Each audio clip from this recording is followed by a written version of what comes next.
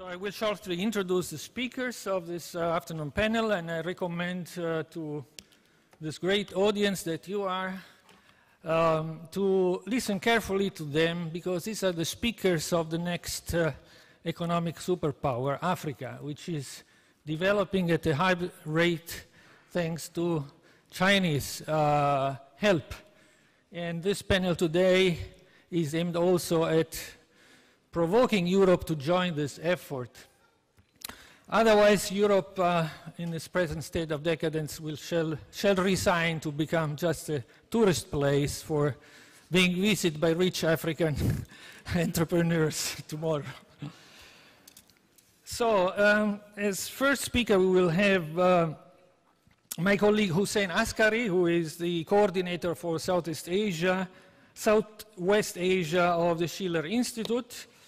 And as second speaker, we will have Mr. Wang, who was supposed to be here tomorrow, but he cannot be tomorrow, so he will speak today, but it fits anyway into the panel, I believe. And Mr. Wang is a representative of the Chinese Embassy of the People's Republic of China to the Federal Republic of Germany. He's the first Secretary for Economy and Trade. Then we will have His Excellency Yusuf Maitama Tuggar, the ambassador of the Federal Republic of Nigeria to Germany. And he will be followed by, he will speak on the vision of Nigeria for Nigeria and Africa as well. Then we will have my friend Mohammed Bila, who is the expert modeler of the Lake Chad Basin Observatory, the Lake Chad Basin Commission, and he will update you on the state of things concerning the great water transfer and infrastructure project called Transaqua, the impact of Transaqua on the future development of Africa. Then we will have, I forgot to call Mr. Boukari-Yabara, but I think he is here. He's an African historian. He's a general secretary of the Pan-African League, Umoja, and he will speak on what Pan-Africanism on the Silk Road. And the panel will be concluded then by one other remark by my colleague Hussein Askary on Operation Felix, Yemen's reconstruction and connection to the Belt and Road. After this panel, we will call from the floor on a representative of the Yemeni Association, Insan, for Human Rights and Peace.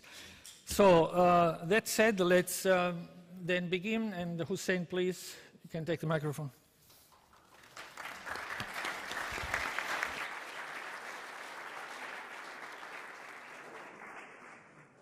Thank you very much, Claudio. I'm pleased and honored to be opening this esteemed and very interesting panel. My name is Hussein Askary. I'm an Iraqi-Swedish citizen. I'm the Southwest Asia coordinator for the Schiller Institute. I've been working with the Schiller Institute for the last 23 years.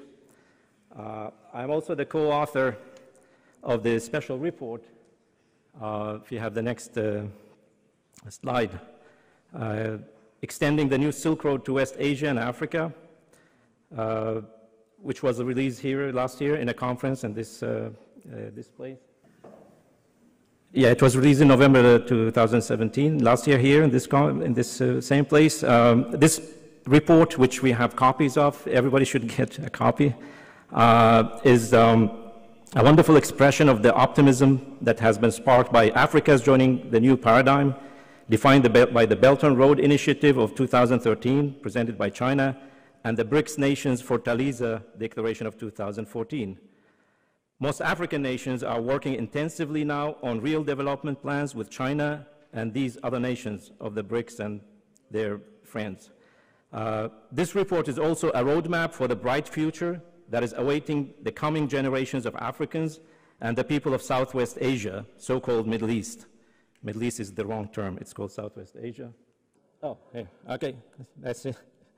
Yeah, this is to the left we have Africa, a true image of Africa by night taken by NASA satellites.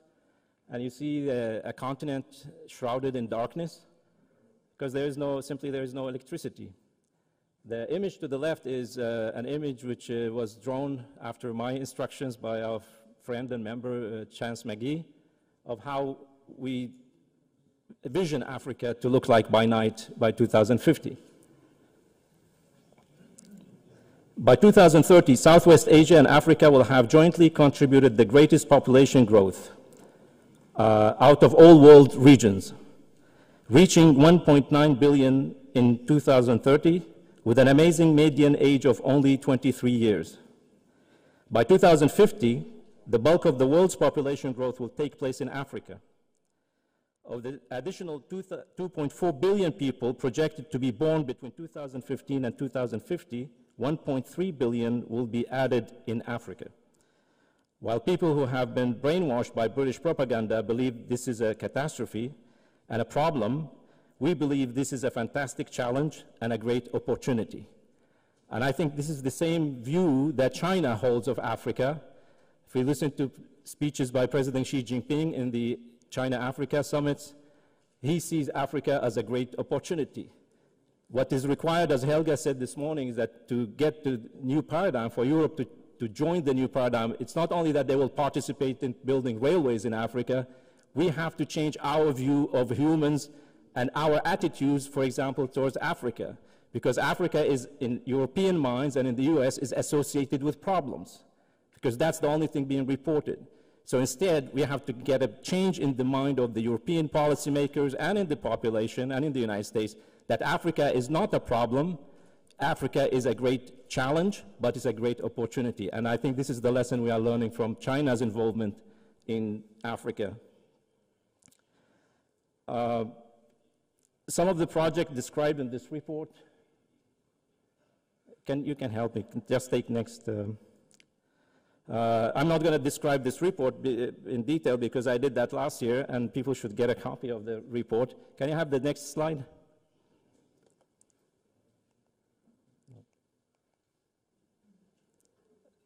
The Pan-African Railway.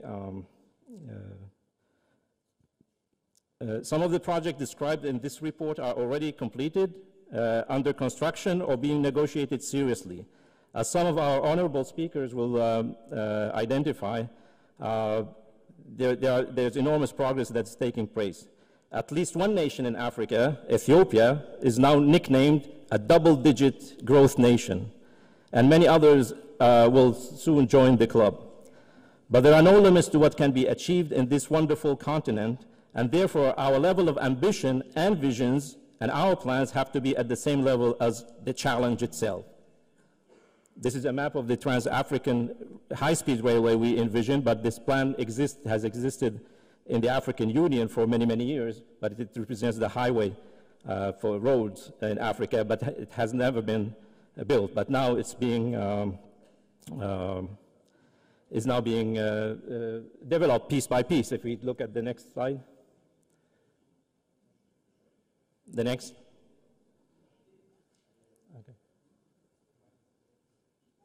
Okay.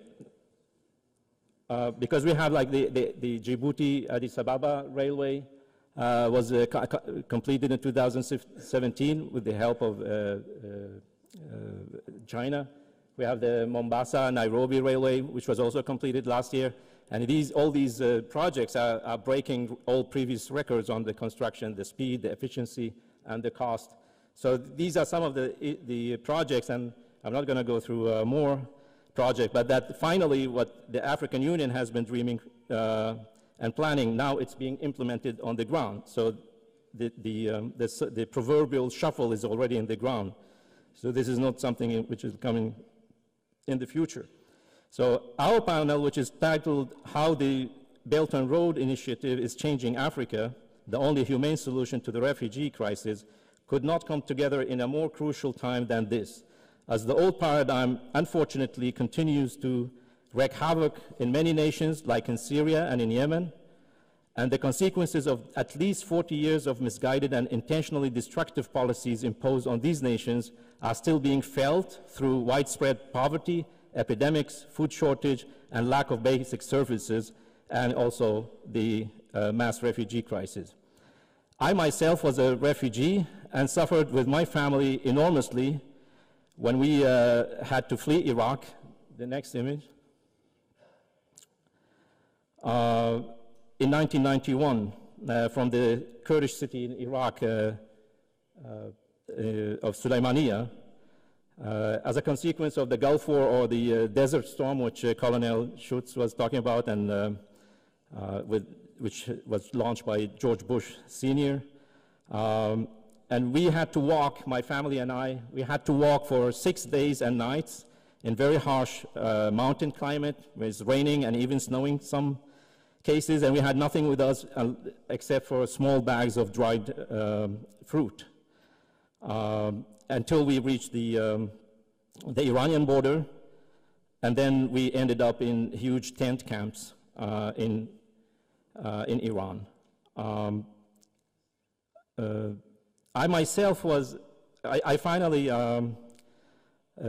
when we reached these refugee camps, this was a terrible situation, and the morale and even the physical conditions were terrible, but we managed to dust our clothes and rise, my family and I, my sisters especially, and we started working with the international aid organizations, the Red Cross, the Doctors Without Borders, but 1 year later, I managed to come to Norway. And I even have been the key character in a documentary film broadcast in Norway in 1994 about the refugee crisis. You can see in the next image. It's a documentary series which is called Sightseeing in Reality. One of the luckies, one of the lucky, which is myself. I was 23 years at the time. And as Helga said today, is that, you know, when you look at refugees, they are not objects on the TV screen. When you look at refugees, they are real human beings. Many of them have aspirations, they have a mission in their life, and they are just not a number.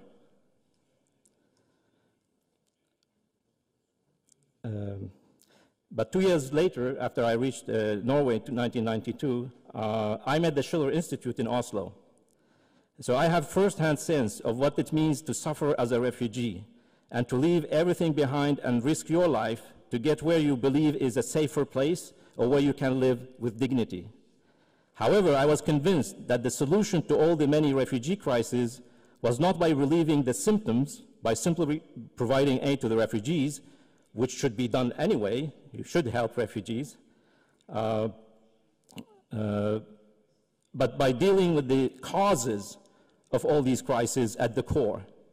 That could and will only be dealt with through creating a new and just world economic order and political order. So it was all very natural for me to join the Schiller Institute already in 1994 and dedicate my time and energy to contribute to creating this new paradigm with Helga and Lyndon LaRouche and all the wonderful people I have met and worked with all these years. Have the next image. So whether you are a refugee, a native, a citizen, a resident of Europe or the United States or anywhere, you should join the Schiller Institute, because this is the only way, as I have experienced, to make a change in the world which has an impact on every living being on the planet. So now we are many. We have whole nations also joining the new paradigm, and we can all see that the prospects of a prosperous and beautiful future for all nations is within reach. Therefore, I urge every one of you that in the midst of the worst suffering, we always have to have our eyes not on the mud under our feet, but direct our eyes toward the bright stars above. Thank you very much.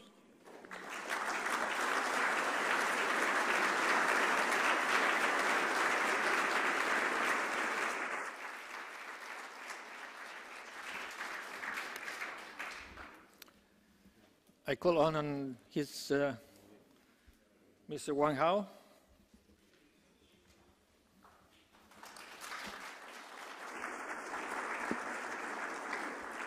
Thank you. Good afternoon, everybody.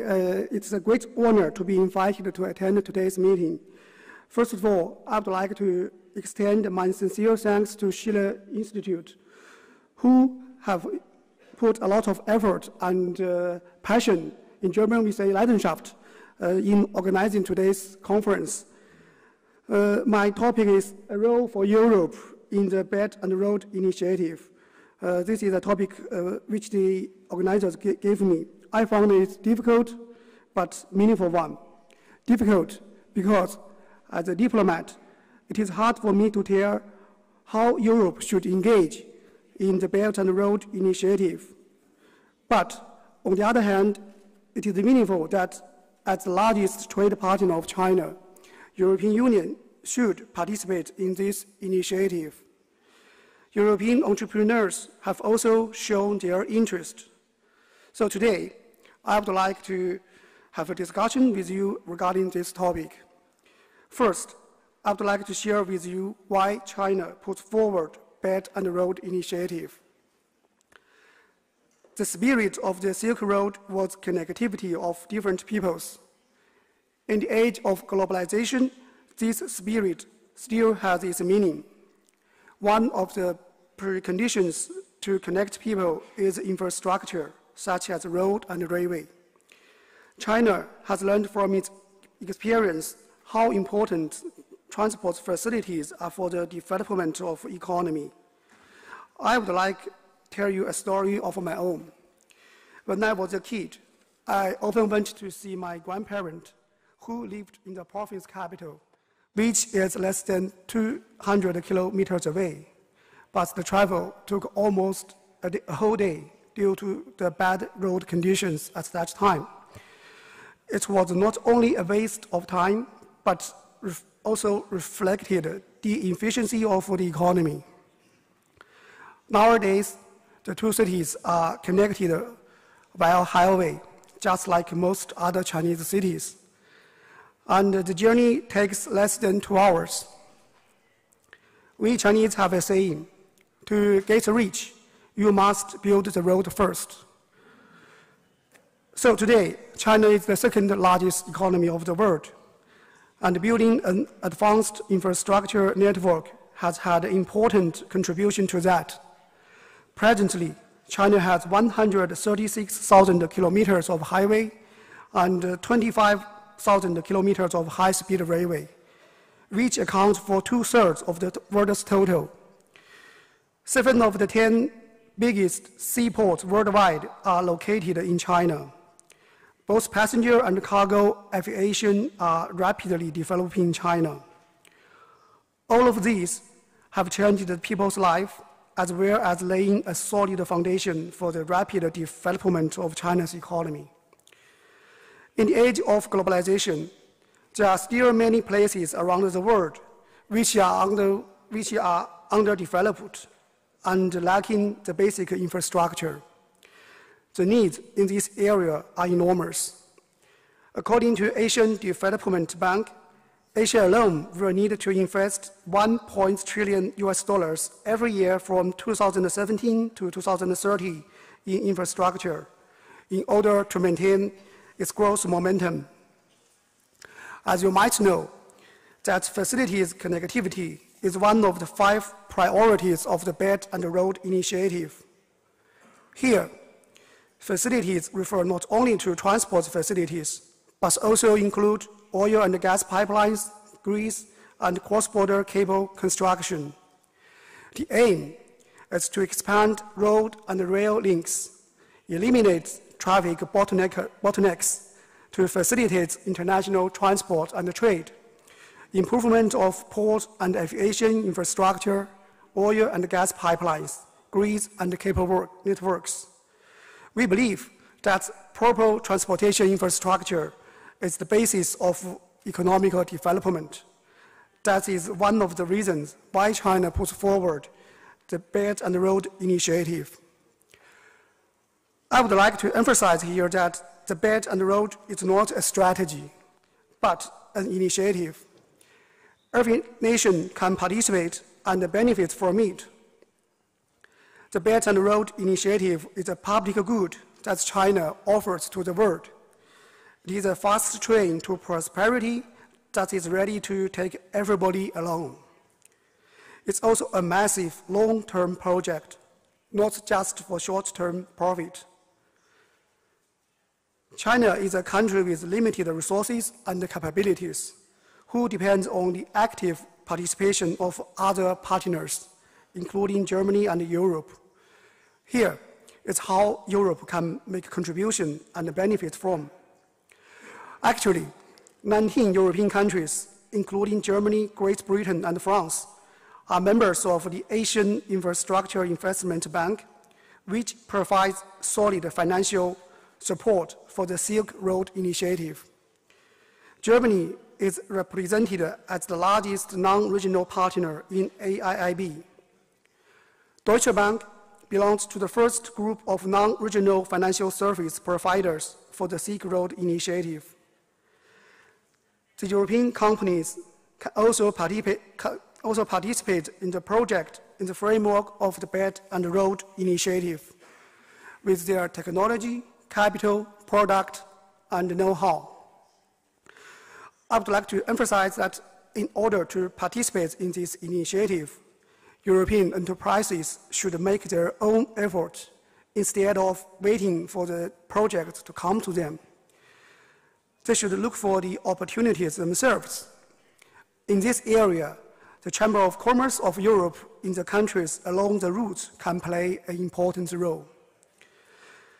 Ladies and gentlemen, by cooperation along the Belt and Road, China and Europe can both benefit economically and give the states along the route an improvement in both economic development and living conditions, which will further provide new opportunities for business and improve Europe's internal and external security.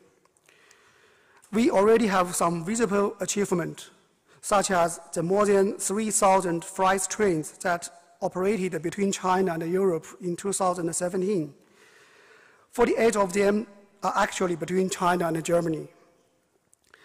The freight train has become a symbol of the initiative in Europe. Duisburg and Hamburg are two important destinations in Europe and have benefited a lot from it.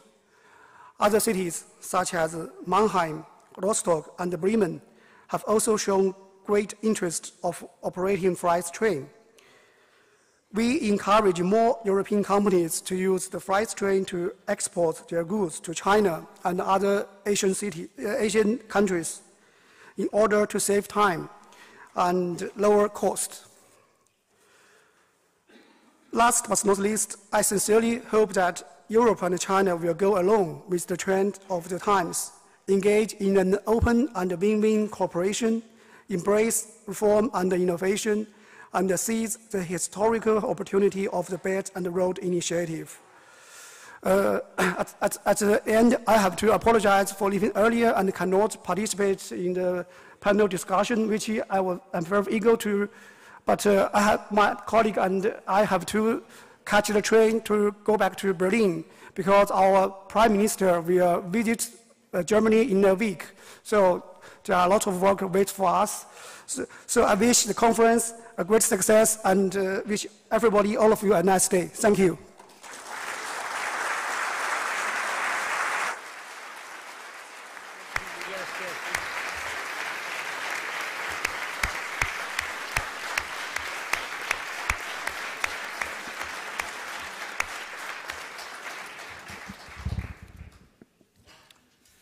And now I invite His Excellency Yusuf Maitama Tuggar, the Ambassador of the Federal Republic of Nigeria, to the microphone.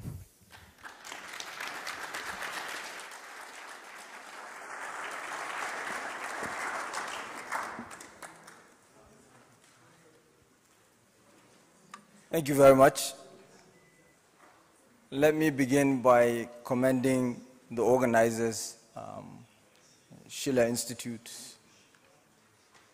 for hosting such a conference, which seeks to discuss something that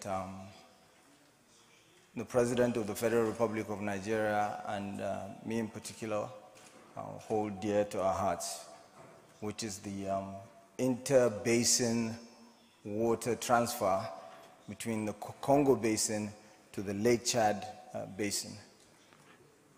Now, when I was first invited, I was invited to a panel discussion, so I focused on simply, having a discussion. But, and the topic was meant to be, after the Transaqua breakthrough, Nigeria comes to the fore. So, but I decided, instead of preparing a speech, to just stick to my discussion, which is what I'm going to do while I stand here. So I hope you will not mind that. The interbasin water transfer, like I said, seeks to transfer about 100 million cubic meters of water per year from the Congo Basin to the Lake Chad Basin, and in particular to the Lake Chad itself, that has been shrinking over the years.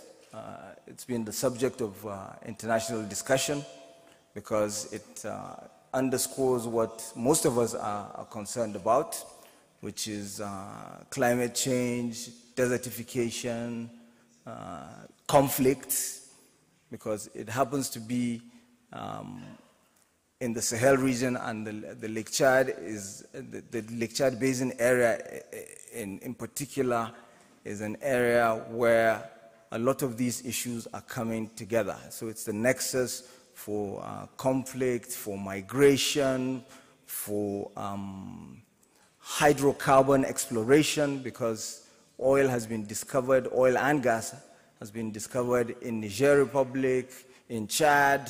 There are pipelines being built, and of course everybody knows about the Boko Haram conflict that was going on there. Thank God it's been surmounted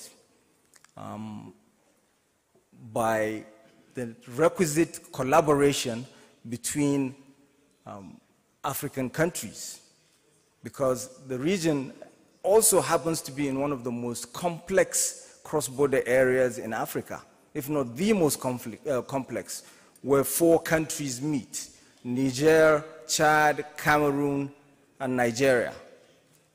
And one of the reasons why there was a lag or delay in tackling the Boko Haram problem was because there was a failure to define it the way it is, which is a cross-border conflict, and to use the collaboration of the countries in the region to solve the problem. Now this thankfully changed when the current president, Muhammad Buhari, was sworn in 2015, because 5 days after his swearing in, he embarked on a visit to Niger, to Cameroon, to Chad, and essentially he was saying, look guys, we have to come together, we have to collaborate and solve this problem. Now this was no fluke, because he happened to also be a former governor of Borno State, which was ground zero for this conflict. So he understood the region very well. And he knew that historically, going back to tackle such problems, if it was Rabi bin Zubair in 1897 or Bukar Ahmadidi in the 1940s, you needed the collaboration of the countries. And there's always been, at least since 1964, there's always been an organ to tackle these sort of problems. The water transfer issue is being handled, or is being spearheaded at the moment, by the Lake Chad Basin Commission. Thank God, the foremost expert on this water transfer happens to be part of the panel. So I was happy to see his name there, Mr. Mohammed Bila. In fact, truth be told, he ought to have spoken before me, so that I can just cruise after that. But be that as it may, I will do my best. But the technical details, the more the deeper insights to what is to be achieved, I'm sure he will explain. I don't want us to look at this project, or indeed other developmental projects that are going on in Africa and in Nigeria in particular, through the binary lens of China versus Europe. That sort of binary approach, which perhaps is some sort of Cold War lag, where we think if China is playing, then Europe is out, or if Europe is playing, then China is out. We need the cooperation, the collaboration of all three, because it's not just China and Europe either. Africa is also on the table, and there's a need to ensure that Africa is always represented and is part of the discussion that develops any solutions, be they infrastructure, development, what have you, migration. Africa needs to be a part of it. And one of the reasons why, with the Lake Chad issue, we need the full collaboration and participation of Europe, and not just China, because this, yes, would be part of the One Road, One Belt initiative, which sits in perfectly with the concept of globalization, because it's about interconnectivity. We change the way we look at the world, and this is what has happened over the course of human history. We have to redefine the map of the world, or the part of the world that we know, before we even discovered that the whole world was a globe. So we've gone from Terra Rogeriana, the Idrisiya map that is actually upside down. He looks at it differently. So we also need to start looking at globalization, that connectivity. We need to perhaps maybe lay more emphasis on maps that highlight infrastructure lines, rail lines, transmission lines for electricity, roads, and so on and so forth, as opposed to a more sort of Halford-Mackinder type approach, which is to have a Eurasian world island, and then everything else beyond that is a rimland, it's a shatter belt, it's all of that. So we need that collaboration, and the only way you can achieve these sort of developmental and infrastructure leapfrogging initiatives in Africa is when you utilize the existing knowledge, the existing database. And this is where Europe has a critical role to play, because I have to say that it is rather, for me, it's perhaps kismet that we happen to be holding this gathering in no less a place than Germany, because the first or the earliest, some of the earliest irregular migrants that we received in the Lake Chad Basin area happened to be from Germany. It was Heinrich Barth in the 1850s. It was Gustav Nachtigall. It was his nephew, I forget his name now, priest, who did a lot of extensive studies of the flora and fauna and much more, the culture of the Lake Chad area. So perhaps there's even a need to tap into all that knowledge and data that was gathered to be able to transfer huge volumes of water from the Lake Chad, from the Congo Basin to the Lake Chad, which would completely transform the sub-region, if not the entire continent, because with such a feat, you would generate electricity, you would provide water for irrigation, you would provide transportation, fishing activities, so much. Work would be provided for the teeming youth that are always looking to make that desert crossing. So the issue of irregular migration would also be touched on by such a project.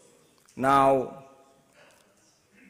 quite a bit of ground has been covered because I remember when the president of Nigeria was sworn in, shortly after that, I went and had a meeting with him, and I was emphasizing the need for the current administration to make progress on the water transfer. And I was talking to him about the 90s, when some of these efforts were initiated, and 2000, when on the legislative side in Nigeria, there was a committee that was created, and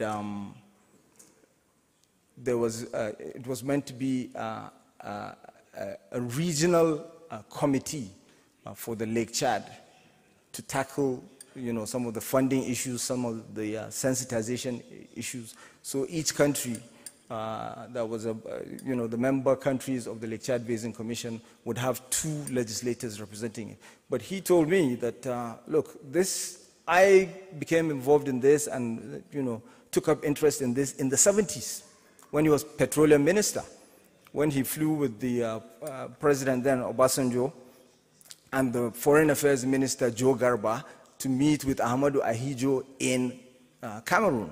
So you see, it goes all the way back. It's something that needs to be done. And these are the sort of transformative projects that we need to be able to achieve what we keep mentioning, sustainable development. Sustainable development is not going to be achieved by simply listing goals. We need to identify these sort of transformative projects, to fund them, support them, see them to fruition. And the only way we'll be able to achieve that is if we all put our hands together, hands and heads. So it's China, it's Europe, it's Africa. I don't know how long I have to speak, so I will stop here. Thank you very much.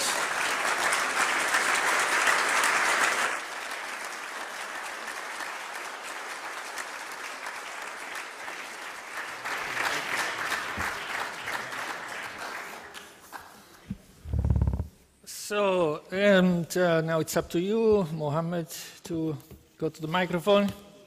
Mohammed Bila, we have known each other for 3 years now, and he's also a Nigerian. Now, don't think that Nigeria is overrepresented here because, because he represents 8 countries of the Lake Chad Basin Committee. So please.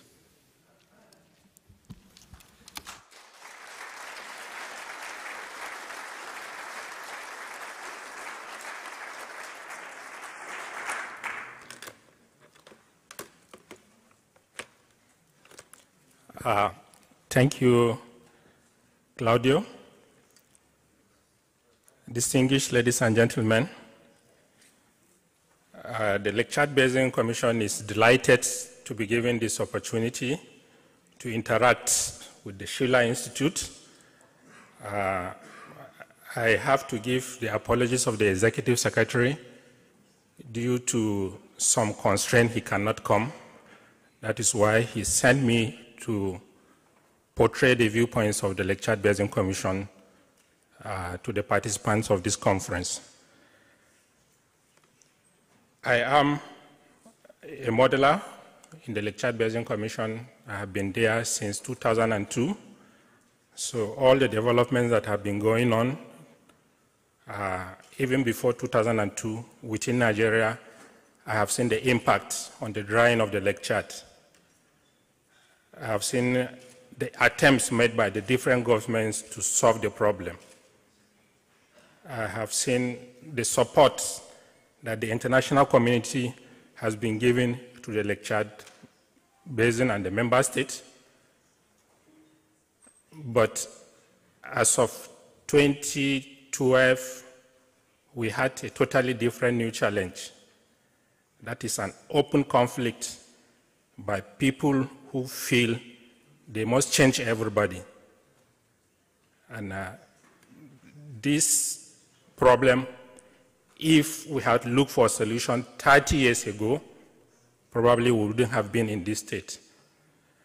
The Congo Lake Chad Basin interbasin water transfer became a solution to the drying of the Lake Chad problem when the 8th summit of head of state and government of the Lake Chad Basin Commission, held in Abuja in March 1994, launched the international campaign to save the Lake Chad. The election of President Muhammad Buhari in 2015 and his appeal to the international community to help in recharging the Lake Chad, to revive the economic activities and reduce terrorism, the LCBC decided to look at one of the oldest proposals we had, which was called the Transaqua proposal. The proposal was developed in the 1980s as a comprehensive solution against the Sahel drought that was recurring. It started in 1973, but in the 1980s, we also had this drought. In March 2018, under the leadership of President Buhari, 8 African heads of state and government came to attend the international conference to save the Lake Chad in Abuja. Those 8 heads of state, based on the proceedings and discussions in the workshop, endorsed the Transaqua project as the most viable option to save the Lake Chad, but also to transform Africa. And in this meeting, we have the head of state from the LCBC countries, 5 of them, and then we have a representative from the government of Libya. And then we have Ali Bongo of the Central African Republic of Gabon. He was there. And we also had the confirmation, the affirmation of the proceedings of the conference by Denis Sassou Nguesso, the president of Congo-Brazzaville. He called Mohammed Yusuf during the conference and said, I gave all my blessing to whatever came out of this conference. So this was the first time the African leaders came together and tried to look for a common solution that will save the problem.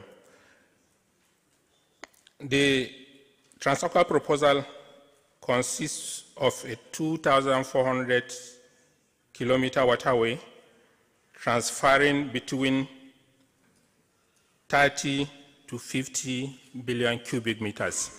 The initial proposal that was done in the 80s by the Italian engineer Marsilio Vici thought we could get 100,000 billion cubic meters and move it to the Lake Chad. But from then on to now, we have been having this consistent drought. So the general thinking is that we might not get 100 billion cubic meters, but we can get between 30 to 50 billion cubic meters. Taken from the right side tributaries of the Congo River to the Lake Chad, the project is expected to directly bring economic development to 7 African countries and indirect benefits to 5 more countries associated with the Congo and the Lake Chad basins. At the end of the conference, there was the Abuja Declaration. The Abuja Declaration was endorsed by the head of state, and the head of state noted that the consequences of the drying up of the Lake Chad and the loss of the source of livelihood in the Sahel is affecting human security through southward migration and conflicts towards Central Africa and Congo, insecurity of lives and property in the Sahel and the Lake Chad region, and West Africa in general, as well as negating the stability of Central Africa in the long term. So this is a gradual thing. Since 1973, those who have assets, that is, those who have cattle, they have been moving away from the Sahel. They have been going towards the center of Africa. That is where the green is grass. They are trying to protect the assets, the little asset they have, by moving southward. This migration is taking them to a new region where they meet people with different cultures, with different languages, and this is what is the main cause of the problem in the Central African Republic. So we have concluded that if we don't reverse this situation, this southward migration within Africa will cause more problem in the regions that are already experiencing internal conflict. And also, this loss of livelihood is causing the young in the Sahel region to move up north through Libya to Europe. So the Abuja Declaration endorsed the Transaqua Interbasin Water Initiative as a Pan-African project necessary to restore the Lake Chad for peace and security in the Lake Chad region and for the promotion of navigation, industrial and economic development in the whole Congo Basin. The African Development Bank was mandated to facilitate the creation of the Lake Chad Fund of $50 billion US. The funding sources shall include social component funded through public sources from African states, and also the economic component funded using public funds and loans and donations by development partners. I have some few slides.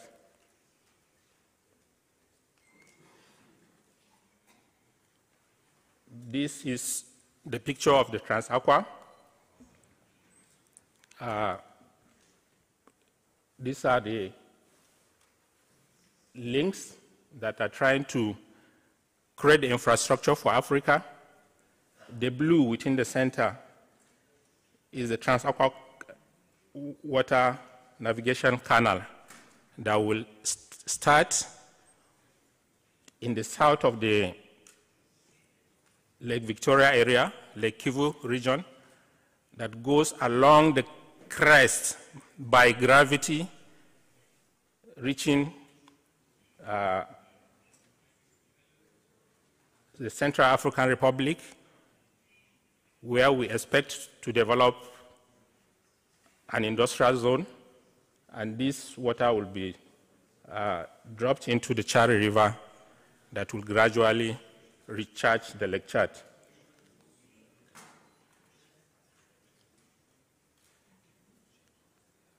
So that, I want to show the picture of the meeting, the international conference. Yeah, okay. So these are the regions that will be impacted by this Transaqua project. You can see the first beneficiary will be the Democratic Republic of Congo, because the water will be generated from that basin, and we need new concepts in describing what is happening. The traditional concept is you take water and allocate it to a country or to a group of users. But with the new concept of having benefit sharing, win-win situation, we cannot go with the traditional concept.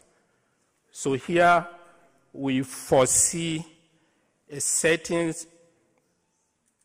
stock of water, which has one value, taken from the Congo River, moving along the canal. It's adding value in transportation of goods. It's adding value by recreation of that canal. This water goes into the Central African Republic. When this stock of water moves, dams will be created. We have identified that at the tributaries, dams will be created. These dams will generate electricity. So this is another added value from this stock of water. And then when it moves to Central African Republic, the hydroelectricity could be used, and the water could be used in developing irrigation. This same stock of water will move into the Lake Chad Basin across the divide. Cameroon can use the water for irrigation. The electricity already generated can be shared by Cameroon, can be shared by Central Chad, because these are all regions that we don't have electricity. So these are all the benefits that comes out from this project. Eventually, this water will go into the Lake Chad. Niger is going to benefit in irrigation, and also whatever they want to develop the water for. So this is a big opportunity for movement of goods and services from Central Africa to the Sahel, from the new irrigation projects. Instead of Africa importing billions of tons of rice every year, this project is capable of generating that quantity of rice within Africa. The industrial areas, the terminal, container terminals that will be set up along this navigable canal will bring in new economic development. So, this stock of water will also revive biodiversity, most especially in the Congo Basin, where they have large protected areas, parks. Added, when you bring in more water to those areas, you enhance the multiplication of biodiversity in those protected areas. So this project is not only developing Africa, but will also help us in reviving biodiversity, protecting it in Central African Republic, and at the same time also reviving biodiversity in the Lake Chad. It will boost regional trade, create new economic infrastructure such as river ports, container terminals, agro-industrial zones, and new roads.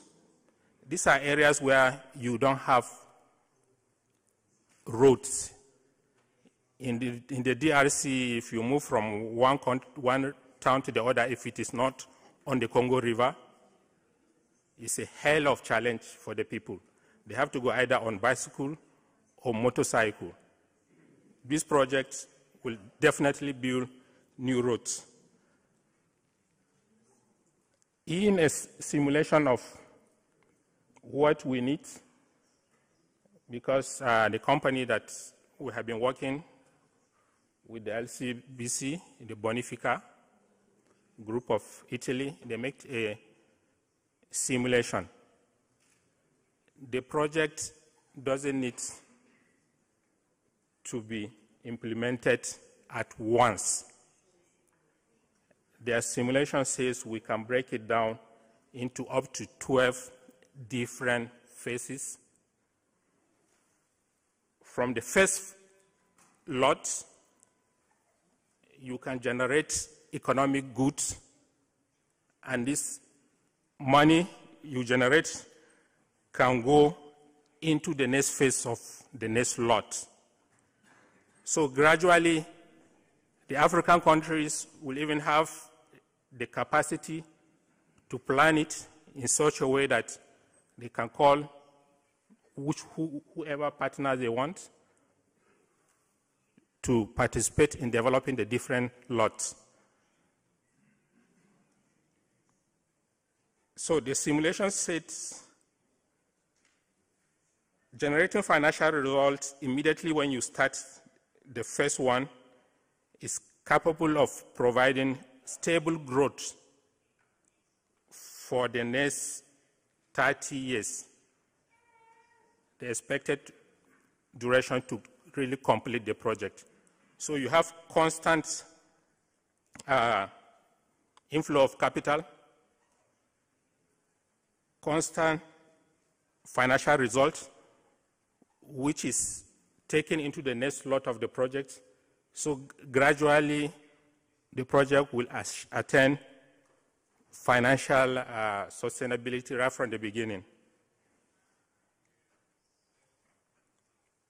The first lot, which they have simulated,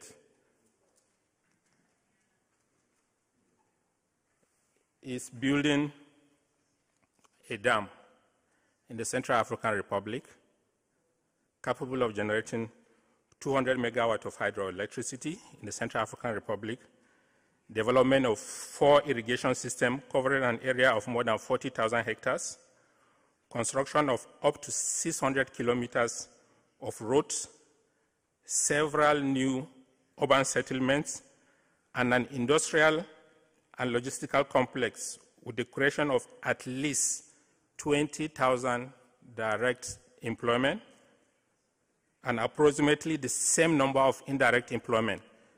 This is just based on an investment of 4 billion euros.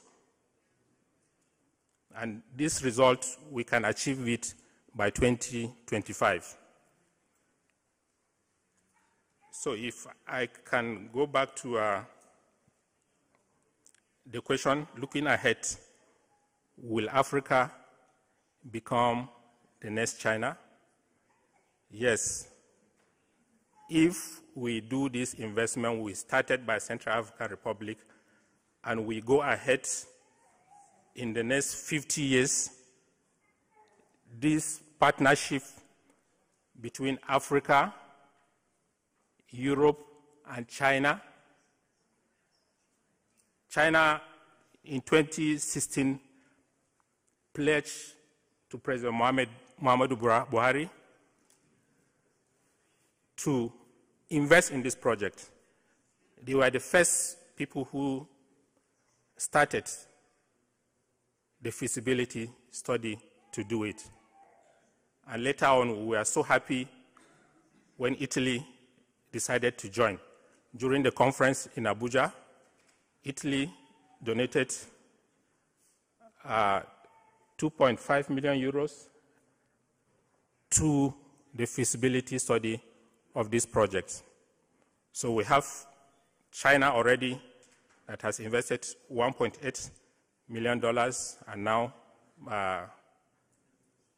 Italy joining with 2.5 million. So we have the basis to do a comprehensive study for the Transaqua project. It's no more a water transfer project. This is a transformation project for economic growth in Africa.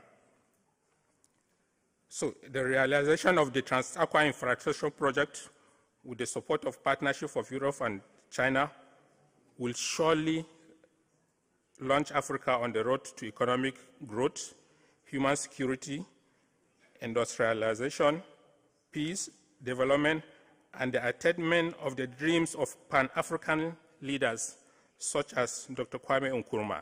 Kwame Nkrumah had this dream in 1964. So this partnership, when we start investing it in the next 50 years, Africa will become the new China. Let me just go through some of the slides. These are the roads that will be created. This one is just the first lot in Central African Republic.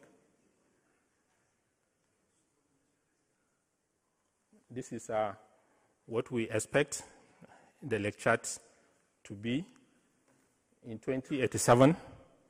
You can see the water, the size of the water, unicity. That is the lake not split into different pools that we have now.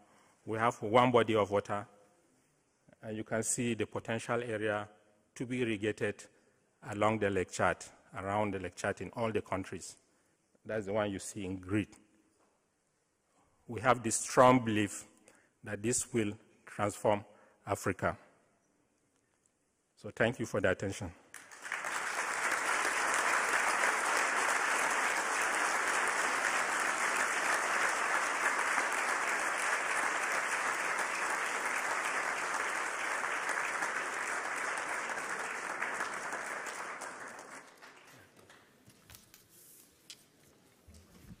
Thank you, Mohammed. The next speaker, Mr. Amzat Boukari-Yabara, who is an historian. He's the General Secretary of the Pan-African League Umoja. He will speak on what Pan-Africanism on the Silk Road, ? Thank you.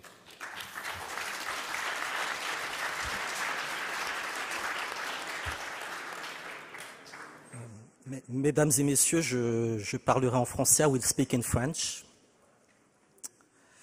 Dans un premier temps, je voudrais remercier l'Institut Schiller pour l'organisation de cette conférence internationale, également les camarades de Solidarité et Progrès pour la sollicitation. Je crois que c'est la deuxième fois que nous intervenons ici en Allemagne dans ce cadre-là. Je suis donc historien, je suis secrétaire général de la Ligue panafricaine Umoja. Donc Umoja signifie unité en swahili, qui est une langue africaine. Nous sommes un parti politique présent dans une quinzaine de pays en Afrique, notamment dans les deux Congos, en Côte d'Ivoire, au Mali, au Niger, au Sénégal et dans quelques autres pays. Également dans la diaspora, donc en France, en Belgique, en Suisse, en Espagne, en Angleterre, en Amérique du Nord. On a des sympathisants en Chine, en Russie également. Et le siège de notre organisation est à Cotonou, au Bénin. Nous nous inscrivons dans la continuité politique de Kwame Nkrumah, donc du modèle des États-Unis d'Afrique, pour permettre en fait à l'Afrique de réaliser son développement par ses propres moyens. Donc nous nous inscrivons dans la conquête du pouvoir local et national, et pour cela, nous partons tout simplement d'un constat qui est que l'Afrique est un carrefour entre la globalisation et la balkanisation. Elle doit se libérer en suivant 3 étapes. La première est la conquête du pouvoir au niveau local et présidentiel par des forces progressistes et panafricanistes, puis la construction d'une Afrique politiquement intégrée dans ses propres valeurs. The construction of a politically integrated Africa with its own values. And finally, international alliances so that Africa will no longer be the arena for international disorder. So the international relations now have several challenges before us. We have the question of ecology, demography. We have the digital revolution. And for us, Africans, we have the second phase of decolonization. The first phase was in the 1960s, but we think this has been largely insufficient. So my intervention will be on the resolution, on the equation posed by China to Africa, what Pan-Africanism will have to do on the New Silk Road. First of all, China is not a new actor in Africa. At around 1415, Chinese Admiral Zheng He reached the coast of Africa during a period when the New Silk Road was about to be replaced by the great discoveries and the route to the Americas. And during more than 5 centuries, Africa was forced to open itself to all human and economic predations in the context of slavery and colonization. China shut itself to the outside world before suffering the European and Japanese foreign occupations. And then at the Bandung Conference in 1955, the support for national liberation movements and for the building of the Tanzania-Zambia Railroad showed that China, despite its geographical distance and the difficulties of languages and so on, they didn't wait for other powers to come to help the Africans. In the 1960s, several African countries recognized China and supported its return to the United Nations. Rather than running behind Europe or the United States for support, China engaged in South-South cooperation with the Group of 77 or with the BRICS, and even contested some of the rules of the WTO.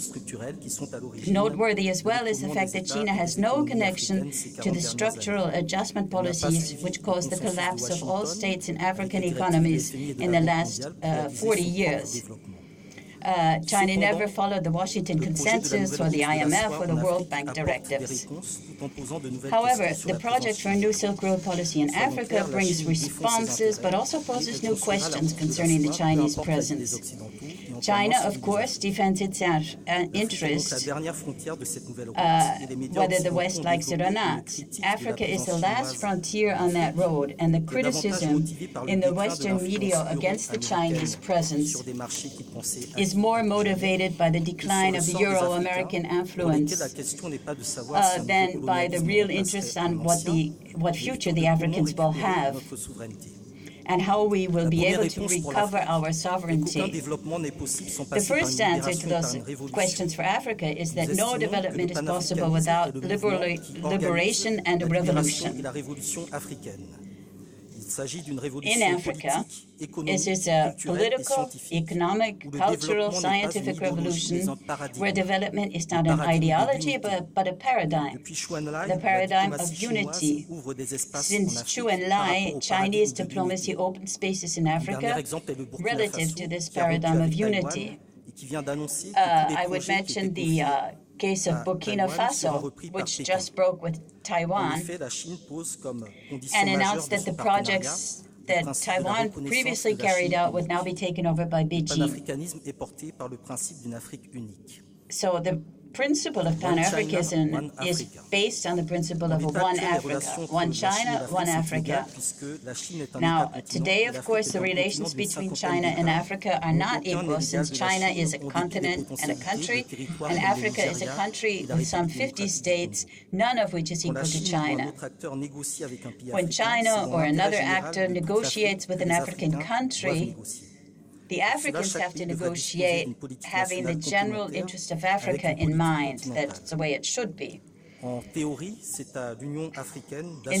it's up to the African Union to give a collective response. But this institution, whose headquarters were built by China, by the way, has no supranational authority. It has structural weaknesses, such as the fact that it's financed by the West, or that it does not, that it emanates from the sovereignty of the Republic of the African people.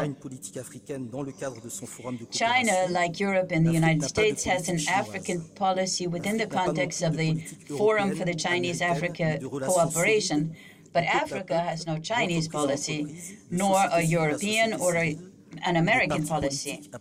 It has no solid relations, people to people, company to company, civil society to civil society, and only Pan-Africanism could fill that gap. Now, the second point touches upon the reparations for Africa toward those political, military, financial, and other actors who were involved in centuries of slavery and colonization. China is demanding reparations for Japan for the massacres committed during the 1937-45 occupation. The bacteriological experiences, Chinese women who were raped by Japanese soldiers, and so on. Y compris la levée du veto chinois à la demande japonaise pour un siège permanent au Conseil de sécurité des Nations Unies.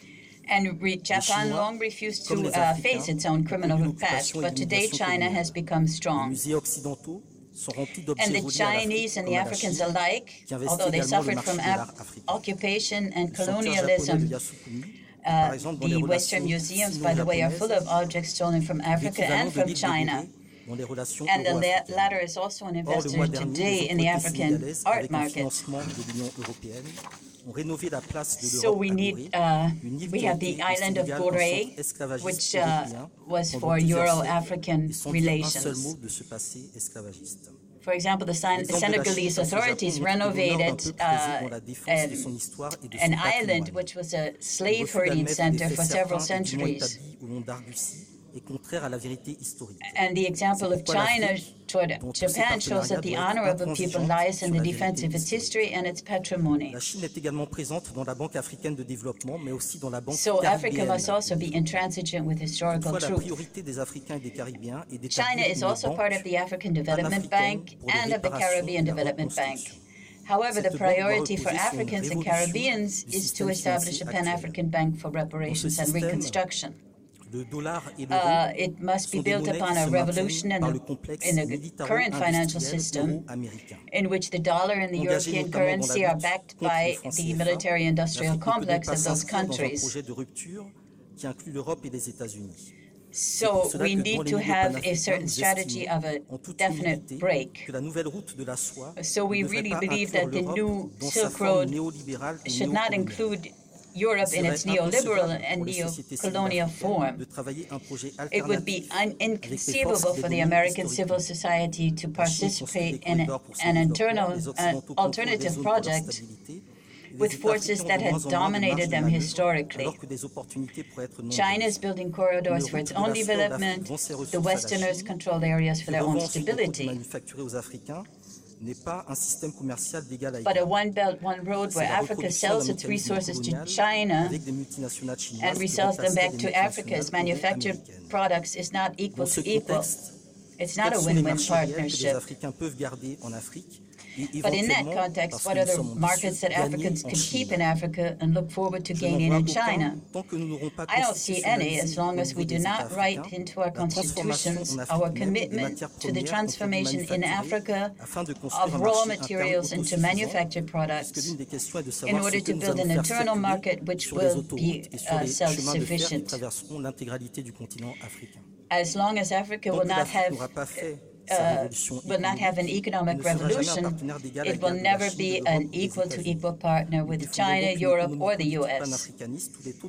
We defend a Pan-Africanist political economy where the rates of growth correspond to real opportunities for the Africans. China is able to mobilize its diaspora to avoid appealing for foreign aid, and Africa could take the example of the same model for their financing. Rather than charity, development is a question of interest. The infrastructure projects that China is financing are not the ones that were conceptualized by the Chinese, but by Africans. Several African countries have had plans to develop based on infrastructure construction, roads, bridges, dams, factories. We had the Lagos Action Plan of 1980, for example, where the African countries were competing between East and West to get material or financial support. Ideology was a tool for development. When the West conditioned aids to liberal governance, China instead showed that the liberal democracy model was not necessary to develop and invest in Africa. Starting in the years 2000, China invested in Africa, responding mainly to the requirements of governments and of the African Union on great infrastructure projects. In reality, those investments remain weak compared to the rest of Asia or even Europe, but they are enough to transform the situation.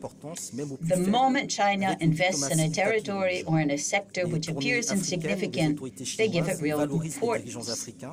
Laying out a red carpet treatment, China values even the weakest. The African tours of Chinese officials enhance the African leaders, while those of President Macron are mainly public humiliation sessions. A development plan cannot just finance infrastructures. It is up to the Africans to put the content into the envelope. We want infrastructures to serve the people and not the contrary. tisseront les nœuds de communication futurs du continent africain. And for the airports and the roads and so on, which will be the La hubs question des langues, for the des future. sciences, des technologies et de l'environnement est également The centrale. question of language, Le science, développement des technologies, instituts environment Confucius en Afrique are appelle also une central. réponse panafricaine à travers le développement The des development instituts of Confucius nom du grand Institutes savant throughout sénégalais Africa qui a démontré means we should have a l'unité culturelle des Pan-African civilisations response africaines, via remontant Sheikh notamment à l'Égypte, Anta Diop à l'Égypte Institutes négro-africaine, à partir de la linguistique et de l'anthropologie. Ce for monsieur, Cheikh Anta Diop, a établi anthropology un and plan intégral de philology, développement économique du continent africain, inspired dans un by ouvrage publié Sheikh en Anta Diop, 1960, les fondements who wrote économiques et culturels d'un the État economic fédéral and d'Afrique cultural noire, foundations of a dont le federal titre state originel of était Black les Africa fondements in économiques, 1960 already, industriels, le terme industriel a été which enlevé, called for the et culturel d'un État economic fédéral development of d'Afrique. Africa. L'enseignement d'une langue africaine à l'échelle The continentale teaching of an est notamment African un language objectif throughout the pour que continent les is langues an de travail objective, entre la Chine et l'Afrique so that the work ne soient pas l'anglais ou le language between français, China and mais Africa une is langue no longer d'Afrique English or et une French, langue de Chine. but a C'est language from fondamental. Africa and one Les of langues de China. travail à l'Organisation de la coopération de Shanghai sont le So russe et le the chinois. Organization of La Chine a Shanghai été capable de Cooperation moderniser son work économie, in ses Russian relations and internationales, Chinese. tout en For gardant example, des éléments culturels qui China relèvent has d'une been longue able histoire. to modernize l'Afrique its doit, economy à mon while sens, keeping également, cultural elements which are part of maintenir its cet long héritage history. historique. And Africa has to also maintain this long heritage. Sur la technologie, la On Chine a soutenu technology, l'entrée du Nigeria. China Et je suis supported très the fier de access of partager Nigeria, cette table ronde avec d'éminentes and I'm very personnalités happy du to Nigeria, un pays voisin share de this celui où je suis, le podium Bénin. Donc la with Chine a soutenu l'entrée du people from Nigeria dans Nigeria. l'espace à travers le financement et le lancement de satellites And de China communication. supported the access of En échange, Nigeria to Pékin est space entré dans le by capital de financing l'ICOMSAT, and launching qui est la compagnie communication fédérale satellites. nigériane de communication. And in exchange, Pour la Beijing Chine, brought il a s'agit de share in concurrencer les États-Unis et Nixomat, Israël the dans le Nigerian secteur des Federal communications Communications en Afrique. Company.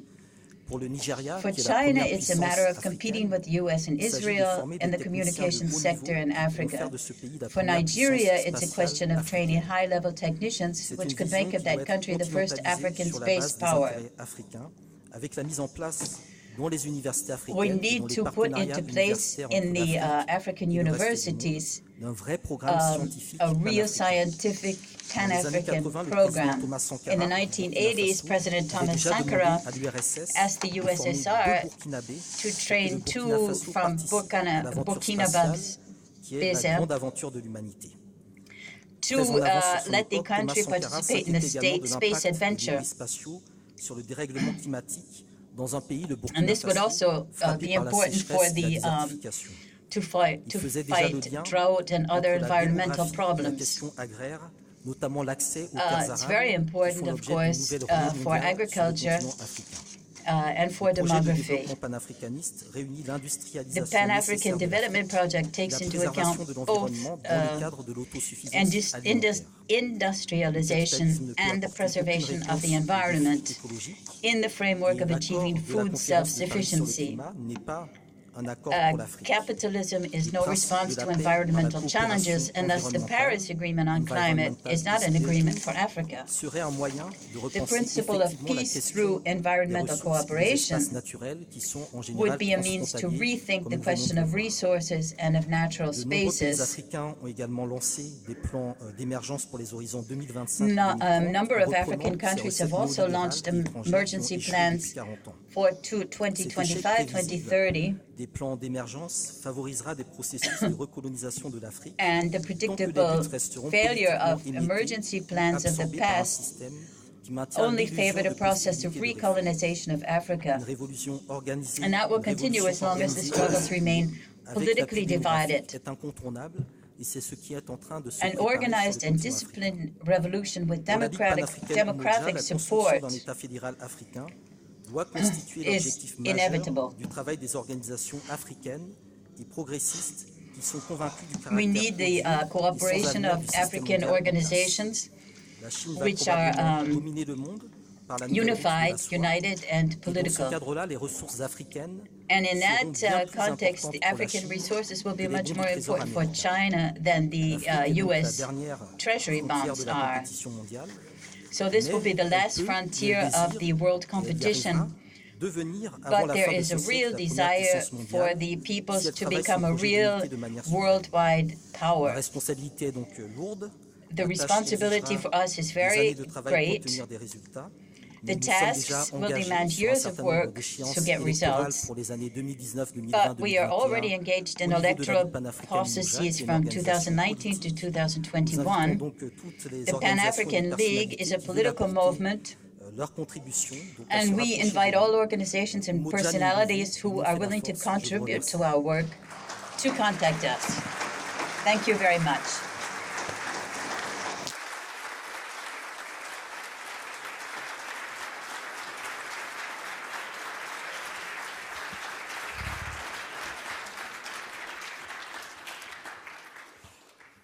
Thank you, Mr. Boukari-Yabara. And now I call on the Yemeni representative, Mr. Abdulatif Al-Washali, to come to the podium.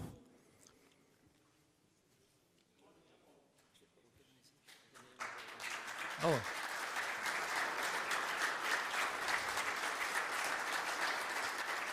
Mr. Al-Washali, as we said before, represents the Yemeni association Insan for Human Rights and Peace. Thank you.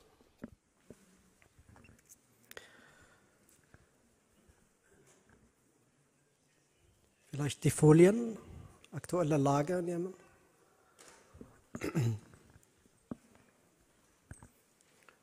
Ja, vielen Dank. Yes, hello. I'm here with my colleague, Mr. Mansour. My name is Elba Shali.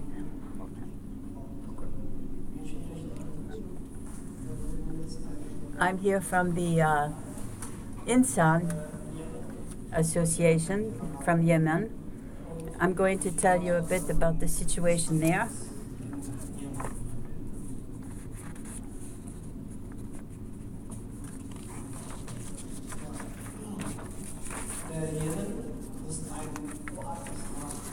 Yemen is a very old country, over 5,000 years of history, a country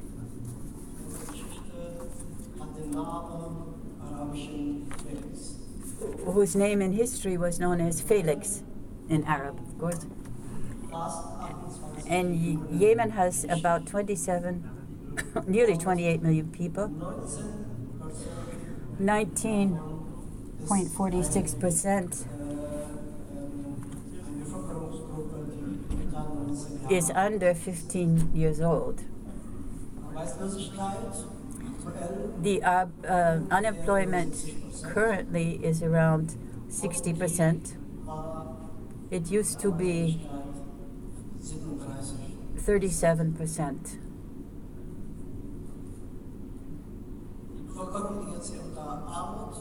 The population under the poverty line is 85%, and it used to be 54%. That's the current situation.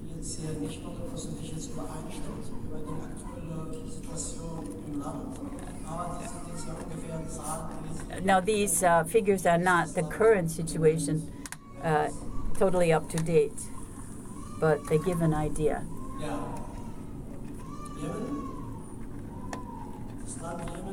Yemen is a country on the Arabian Peninsula island on the southwest corner, and it's trapped in the strategic triangle of epidemics, war, and hunger.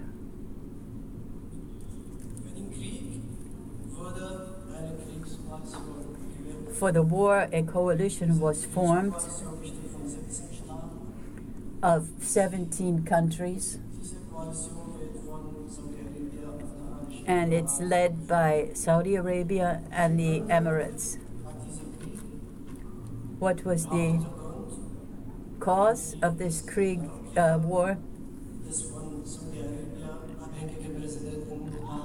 After the withdrawal of the purpose is to try and bring back to power the president who was supported by Saudi Arabia. Hadi. Now, after 3 years of war, the country has been completely destroyed. We have over 36,000 civilian victims over 3 years. 14,000 died. Infrastructure is largely destroyed. There is an air and sea blockade to this day. Economic war is being waged.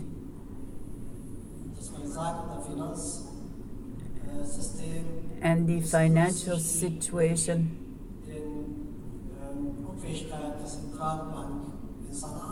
is marked by the incompetence of the central bank. Salaries cannot be paid for many people.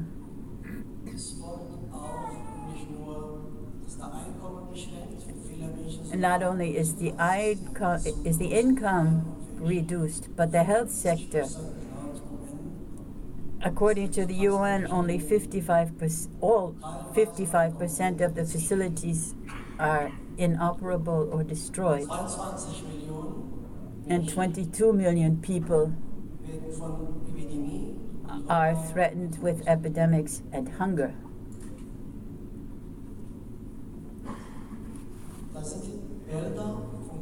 These are pictures, images of the war. I don't want to scare anyone with these pictures, but I want people to see how horrendous this war has been. On the first one, you see some children in front of a destroyed school. If you look at the statistics of how many schools and institutions have been destroyed, there are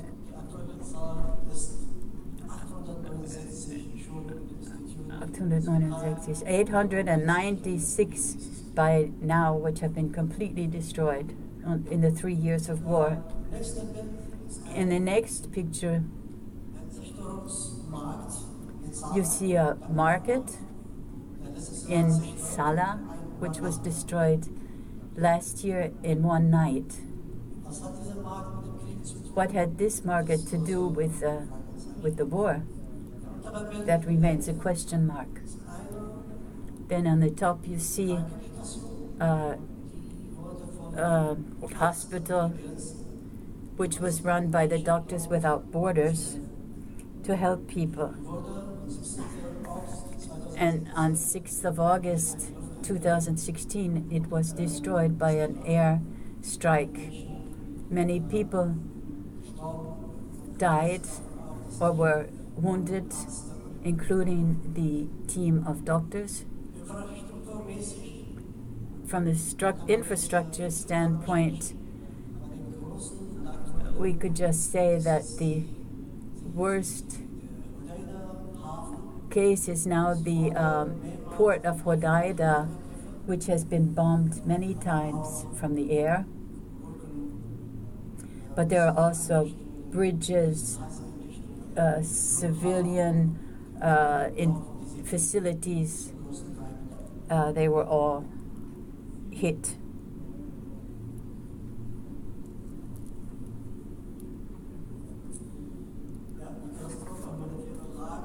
The humanitarian situation is that 33 million, there have been a great lack of medical supplies and care.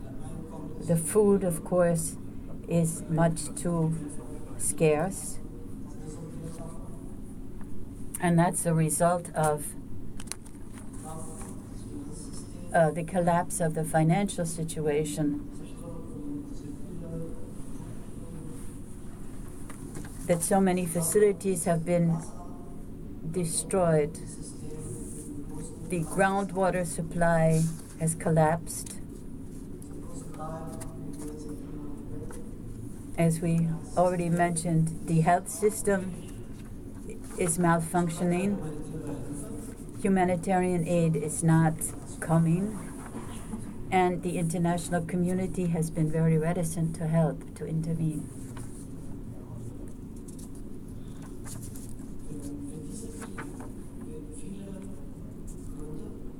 There are many reasons for this war, but it's claimed that this war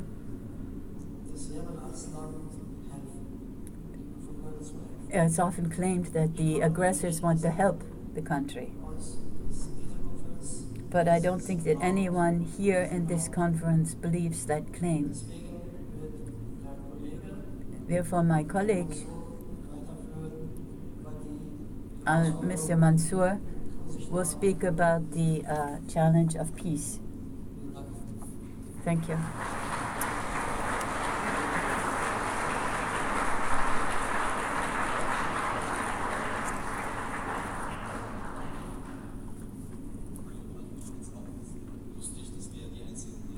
I also find it a bit strange that we are the only people speaking German here, although we come from Yemen.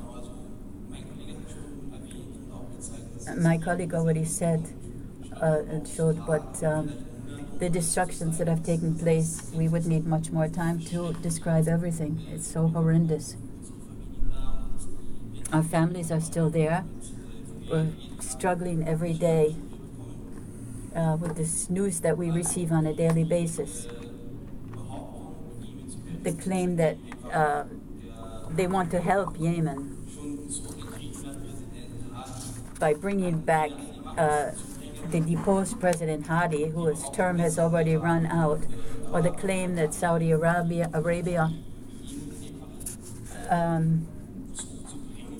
wants to bring peace back to Yemen is just laughable.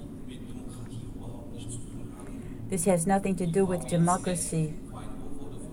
And just 3 days ago or so, the women in Saudi Arabia were given the permission to drive.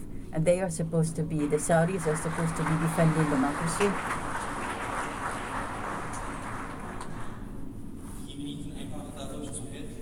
To help Yemenis in this way,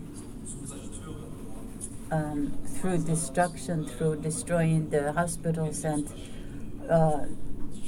terrifying children, preventing them from having an education, is just not credible.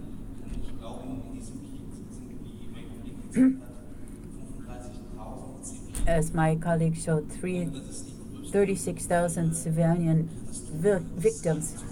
And this is the greatest humanitarian crisis of the 21st century, according to the United Nations.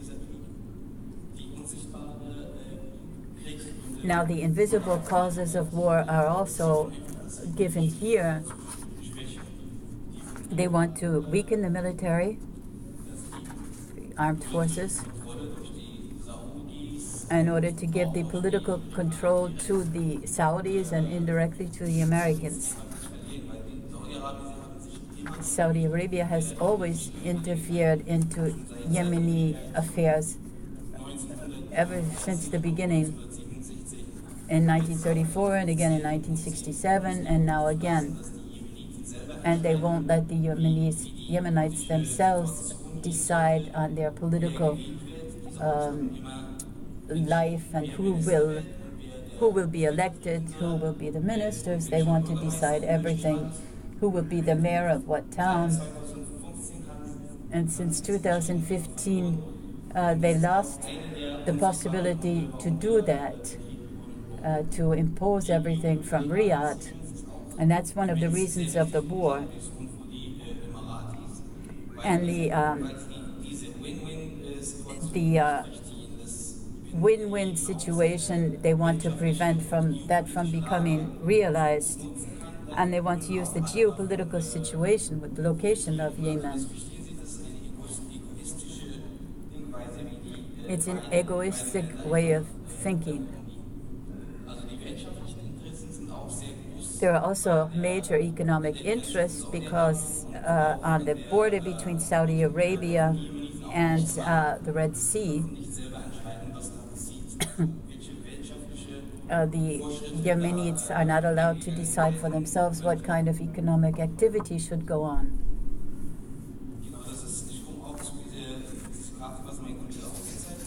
You see here this map, and you see how important the role is of the, where it's located geographically between the Gulf of Aden and the Arab Sea, between Europe and Asia, and we have this Strait of Manga, which makes it difficult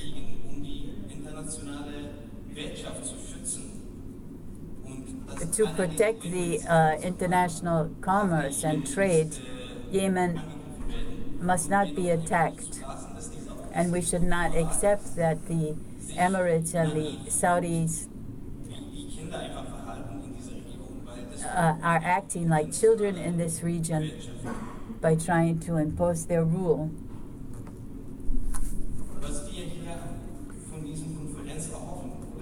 What we hope from this conference, or what we would like to be able to do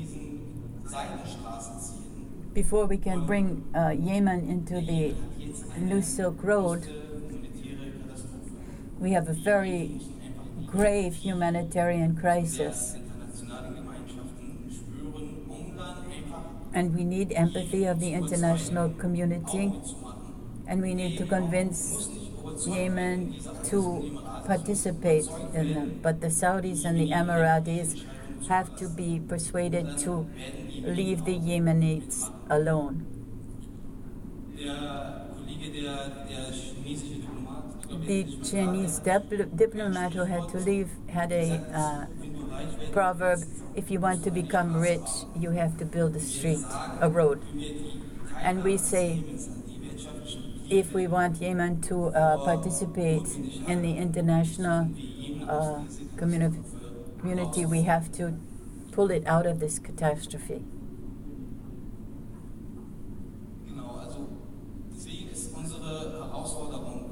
Therefore, our challenge is for all of us as mankind.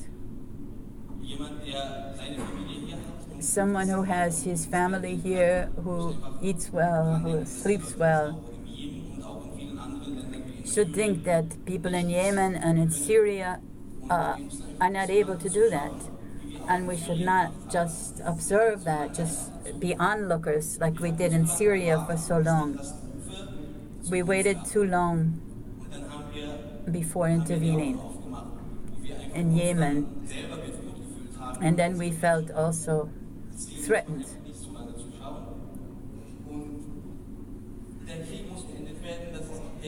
The war must be ended. That is the main criterion for economic interests. We have to consider Yemen as a sovereign country. We need open dialogue for all the political problems. We need a Supreme Court, a constitution, new elections. We need to cope with the catastrophic humanitarian situation. We need to have a reconstruction plan and participate in the reconstruction. That's the general challenge of peace. For example, with the BRICS countries, with China, with Russia, with anyone who defends the economic interest, even if they can't think of the human interest. At least if they think in economic terms, they should build their own peace initiative. We don't have to wait for the UN to react. We have to do something ourselves. Build our own peace initiative.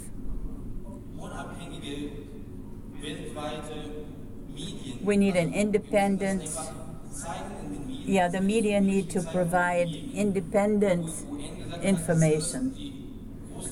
although the UN declared Yemen to be the worst humanitarian crisis of the 21st century, that is very little covered in the media.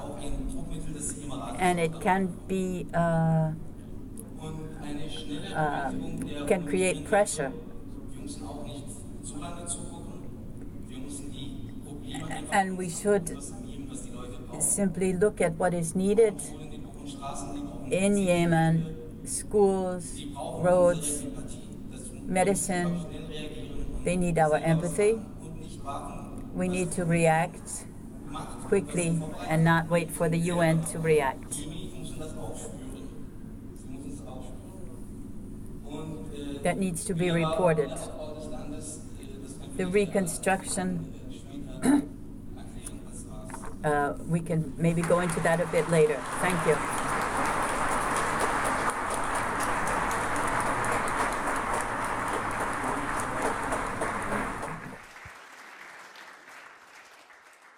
So I see that some of you are becoming tired, but most of you are still awake. And that's good, because now we have the last presentation by Hussein Askary. This will be tough. We will wake all of you up. This is the positive side from Hussein. Thank you. Thank you. Yemen is, I think, the perfect case of turning tragedy into a victory not only for Yemen or the Yemeni people, but for all mankind. And I will explain why. For 3.5 years, as our friends have discussed, the Saudi war on Yemen, backed by Britain, the United States, and France, and other countries, has brought with it many tragedies, but also many ironies. It showed that the apparently weak do not necessarily have to lose in the face of the mighty. Yemenis, while admittedly being the poorest people in the region, have a deep sense of historical identity and a culture that goes back thousands of years into history. They are a proud people with a republican sense of freedom, and a rough landscape they have that is very advantageous in defensive warfare. All these factors made them capable of resisting the Saudi coalition, backed by some of the most powerful military forces on the planet for more than 3 years. But that was at a very, very high price, as we have seen. Another irony is that right in the middle of the worst war and humanitarian crisis, some Yemenis, and for the duration of the war, have been studying economics as defined by Lyndon LaRouche and the Schiller Institute, in order to figure out how to build a modern economy and avoid the disasters of the past. They also have been studying the new Silk Road and want Yemen to join the Belt and Road Initiative and the BRICS. As I said in my opening remarks earlier, to survive tragedy, you have to look towards the stars, i.e. at the future, and derive inspiration and courage from them to survive the current fight and also pave the way to solving the crisis.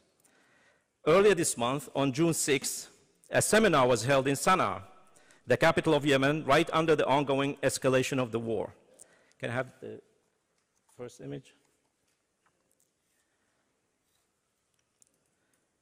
It was held at the headquarters of the Yemeni General Investment Authority, where the Sana'a declarations were issued. I have to explain for you just, the man standing to the left is Fouad al-Ghaffari. He is now the head of the preparatory committee of the new Silk Road Party in Yemen, and he also is organizing young people to form what he calls a BRICS youth government.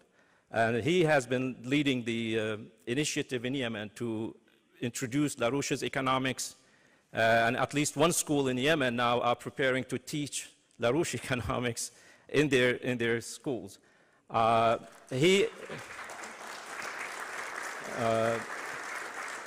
Unfortunately, he was unable for the third time to attend this conference because the Sana'a airport is completely blocked. The Saudis and the coalition does not allow anybody to fly in and out except for the UN envoy.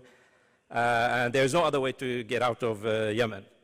And then So he deserves all our respect and encouragement, because this is really a act of courage and defiance in the face of the most horrible war being launched on their country, because they say, we are not give up in the face of this. We will develop our intellectual powers to defeat the enemy, even, you know, mentally.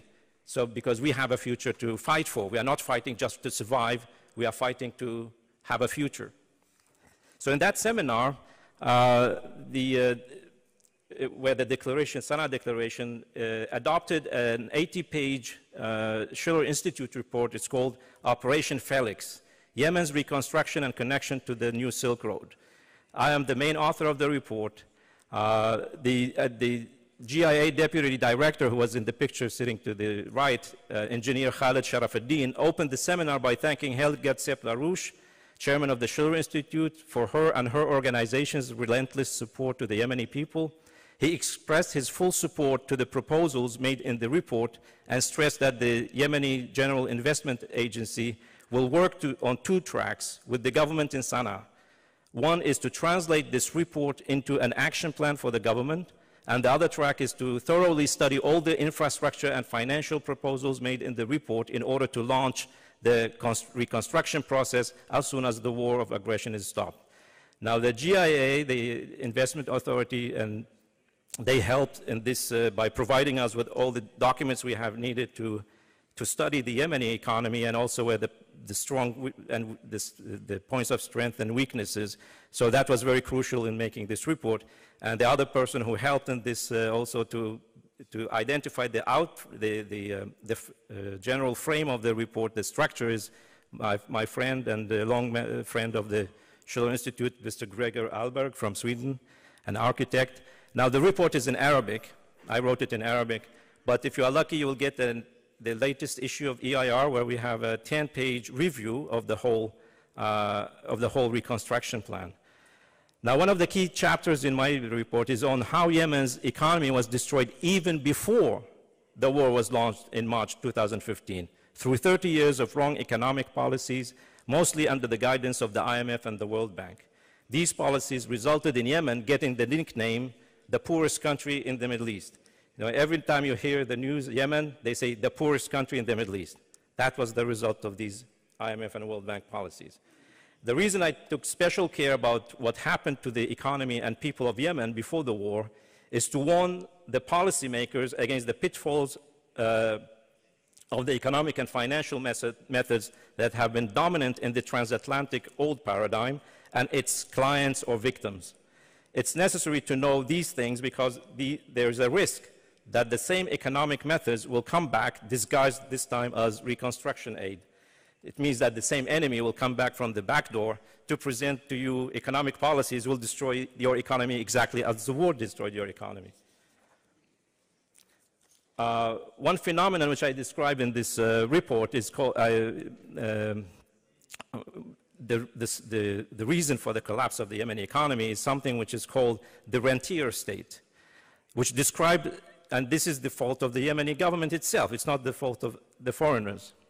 It describes a state that rely mostly on or solely on the export of their easily extracted abundant natural resources in order to import all their needs, with little attention paid to investments in improving domestic productive capabilities or educating the population or building infrastructure.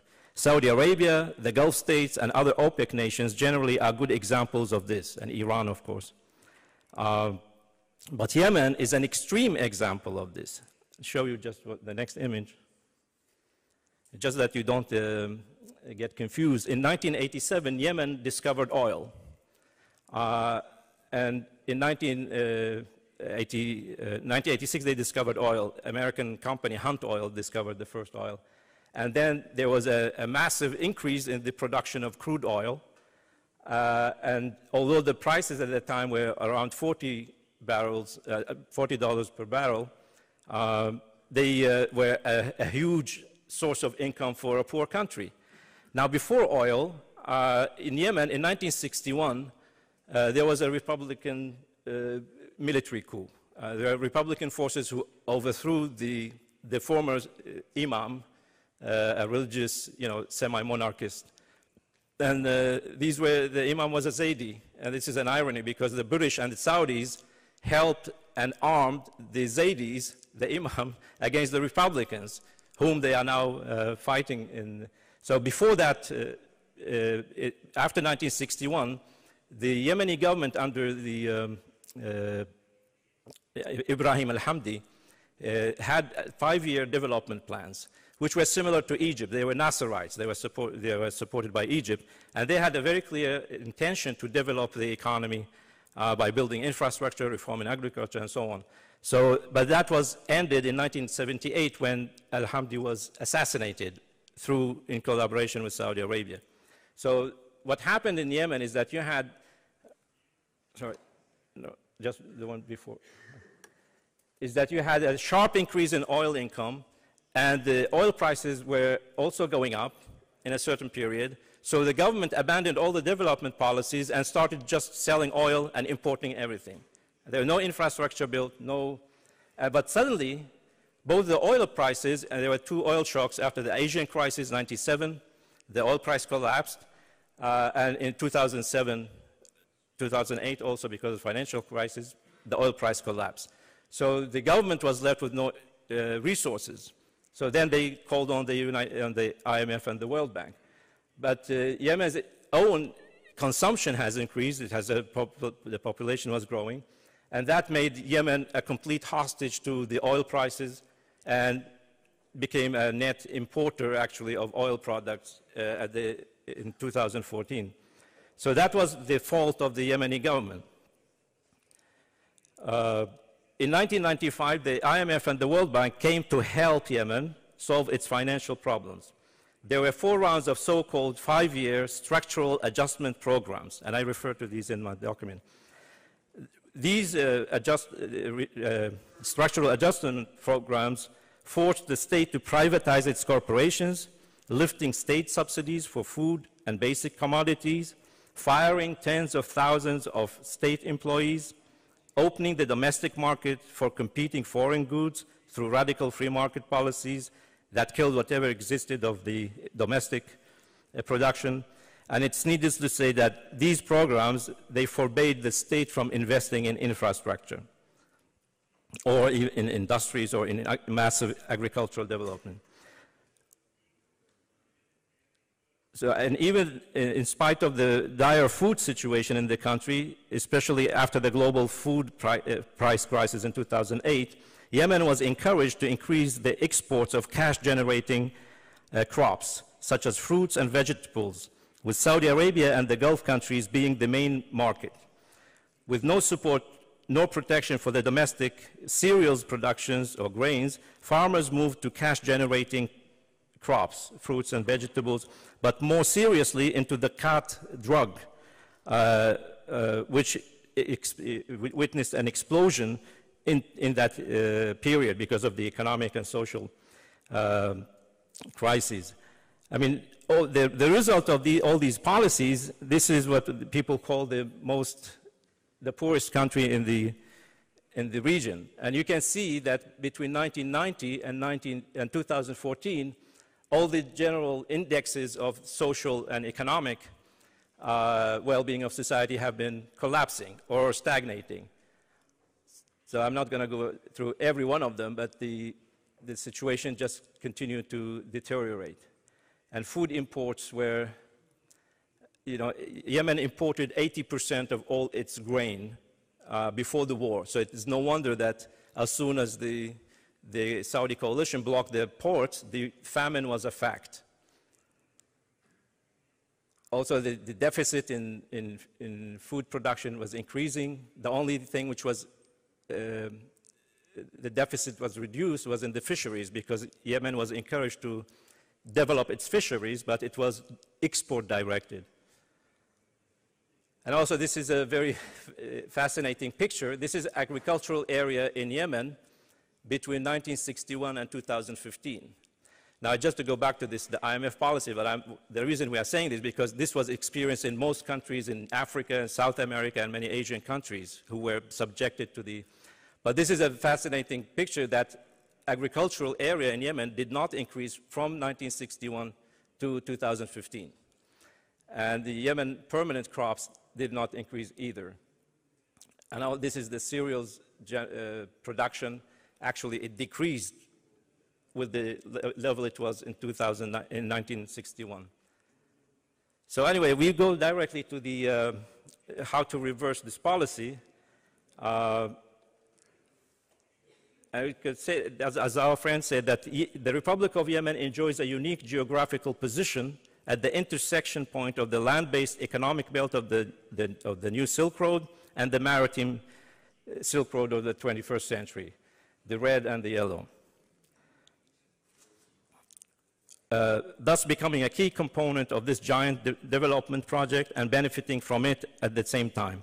Yemen played a similar role in the ancient history when it had mastered the routes of trade, which were called the incense and the gum routes. And many powerful nations from east and west were setting sail and camel caravans in its direction, seeking trade and exchange of knowledge. The reason I call it Operation Felix is that the ancient Greeks and later the Romans called Yemen Arabia Felix, means happy Arabia, because it was known to be a prosperous and happy nation. Today, Yemen enjoys great human resources. You can have the next.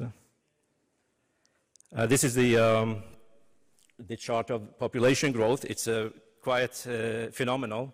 Between 1965, from 5 million to, in 2005, it was 24 million. Now it's 27 million, as our friends see. So this is a very sharp increase in the population. But the interesting thing is that the age pyramid, which is the lowest is the youngest of the population, and then you have the age ascending there.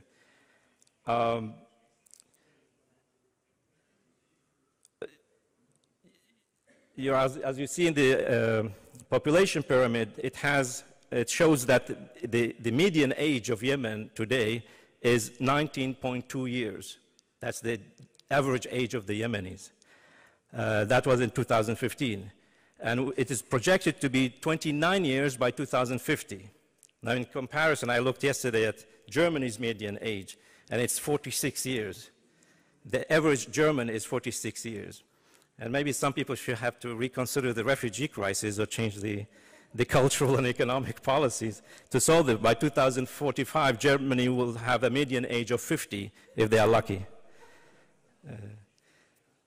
Yemen has also abundant natural resources and a diverse climate that makes it suitable for integrated agro-industrial development.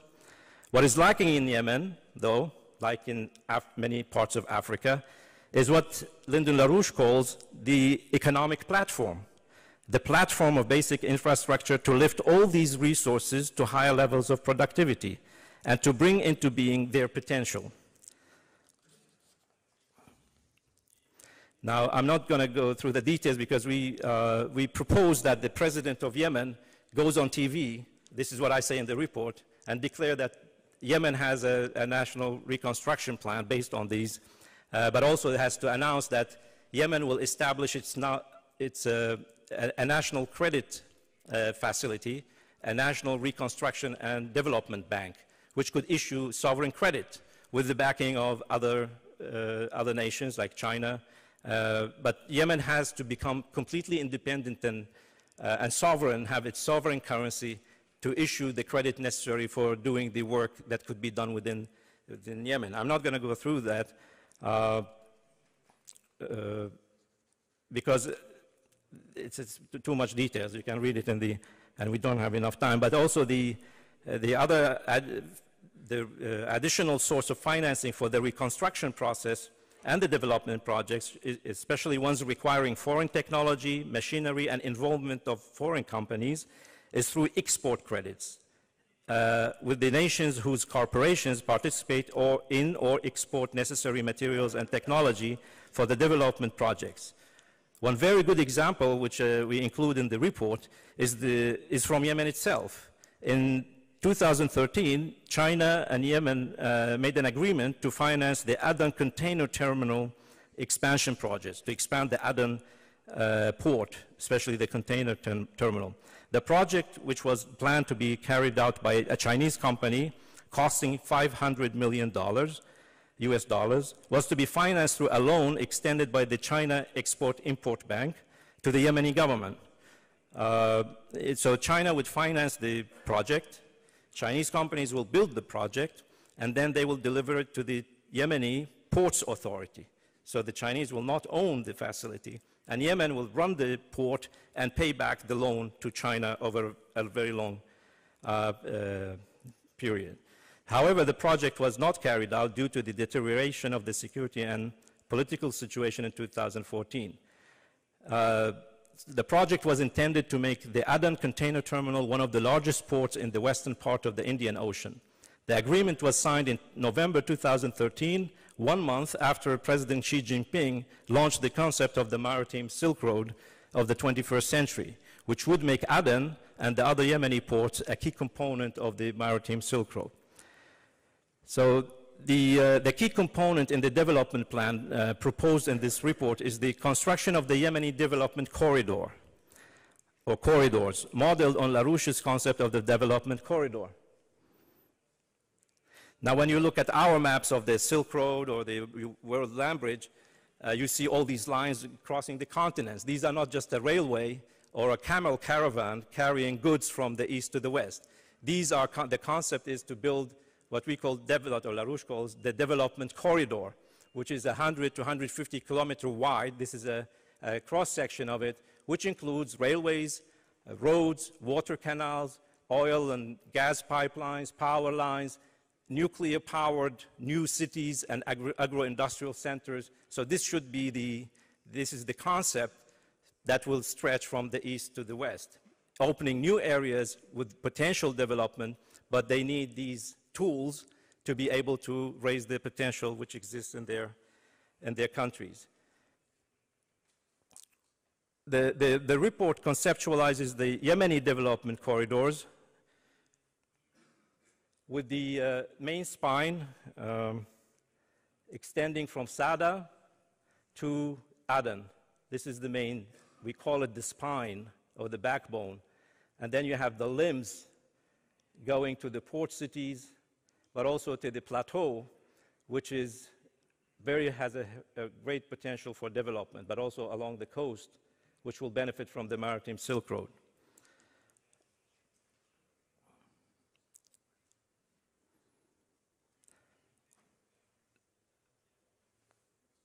So there were 3 factors were considered in defining the routes of this corridor. First, the current distribution of the population density. Most of the Yemeni population live in the Yemeni plateau, which in the mountain areas. So this is in the first stage. This would be important to serve the community there. And then we have also the agricultural activities happen to be also in the same, fall in the same corridor. These are the existing, the existing resources. And then even the rainfall map shows the concentration of rainfall and water resources in the same region. And then we have the mineral resources of Yemen. These are the industrial mineral resources, which also fall in the same line with the proposed corridors.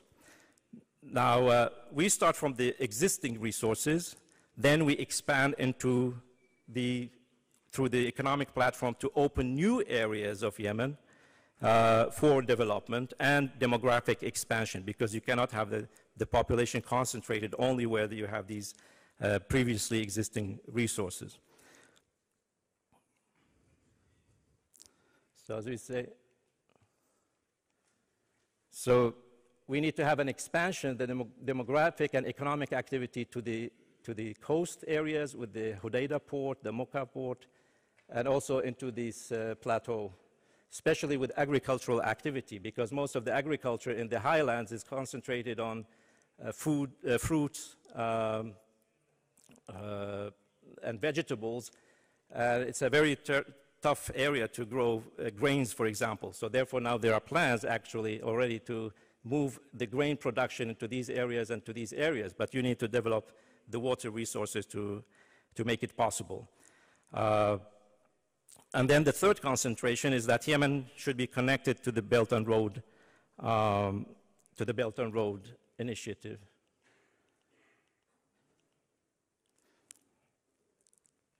It will be connected to the Belt and Road, to the land part of the Belt and Road through projects connecting to Oman and across the Hormuz Strait to Iran and further to Central Asia, but also to Russia. And also there is a proposal for a bridge or a tunnel across the Bab el-Mandeb Strait to connect to Djibouti, Ethiopia, and the rest of Africa. Now, in the future, of course, if there will be peace, this does not exclude the fact that Yemen is connected to the rest of West Asia with Saudi Arabia, with the Gulf countries, and so on and so forth to Europe. But at the moment, the perspective for doing that immediately is not there. But it's very important that in the future that the Yemenis and the Saudis are reconciled. Now, many tribes on the border between Saudi Arabia and Yemen, I mean, their nationality is not really identified. They are Saudis or Yemenis. Nobody knows if they are Saudis or Yemenis. Therefore, the borders of Yemen with Saudi Arabia have not been really demarcated. So the people in Saudi Arabia and Yemen, they share, you know, even in a tribal sense, they share a common destiny.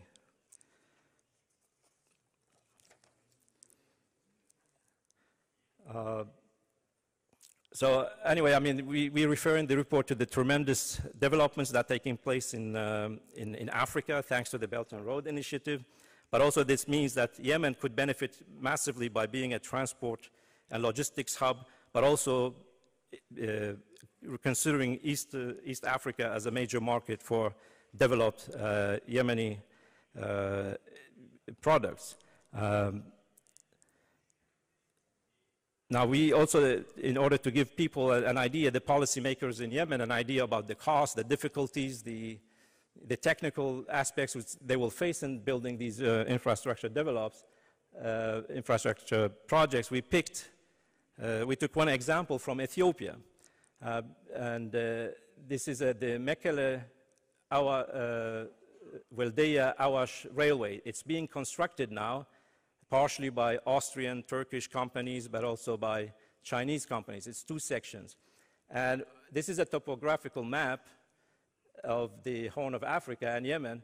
And this shows that, you know, the greener you go, it's the lower, close to the sea level, and the brighter is the higher altitude. So this railway, it goes from 800 meters above sea level to 2,800 meters above sea level. So there are enormous difficulties, and I describe in detail how many tunnels. There are 30 tunnels built, 60 bridges, culverts, all kinds of things. It's strikingly very close, both demographically, but also the topography is very close to the Sada Adan project. And therefore, we are trying to give an approximation already now for people to consider the cost, the difficulties, and how it is being constructed, and also to draw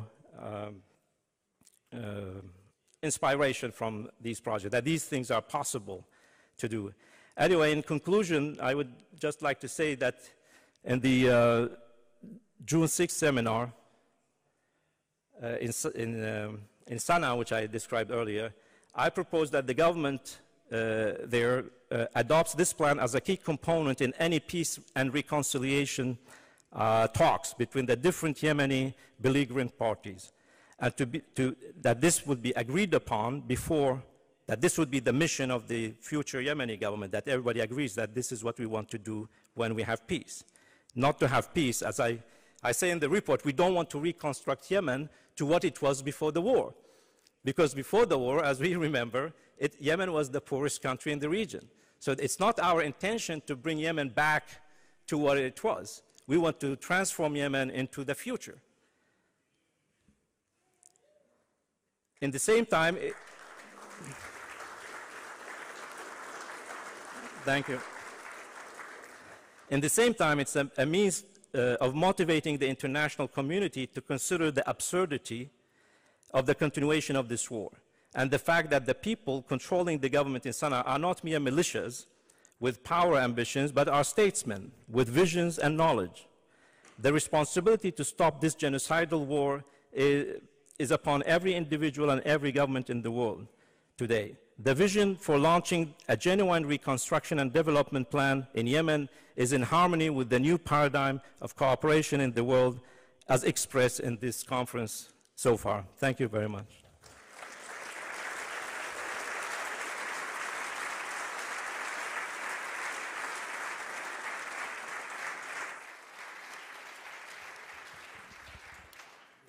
Thank you, Hussein. We all hope that this terrible war and the sufferings of the Yemeni people end as soon as possible, that they join the tremendous process which is going on in Africa, which has been partially highlighted by our speakers today. So now I think we have time for discussion. I believe until 6 o'clock, if the organizers can confirm this. But before opening the floor to the many questions, which you certainly have, I would like to make two announcements. The first one concerns a speaker who was planned to come tomorrow and unfortunately couldn't come, but he sent his greetings, and I think since I'm on the podium today and not tomorrow, I will read it now. It's 30 seconds. It will also be 30 seconds of Italian lesson in Italian. But I will translate it. This is Professor Geraci, Michele Geraci, who is an expert of China. He's an economist. He has been working and living in China for 10 years. And I made his acquaintance 1 year ago. He was very enthusiastic when I invited him to the Schiller Institute conference. He was eager to come. But then happened something which is a great fortune, but also misfortune. He was called in the Italian government, so he's now a member of the government.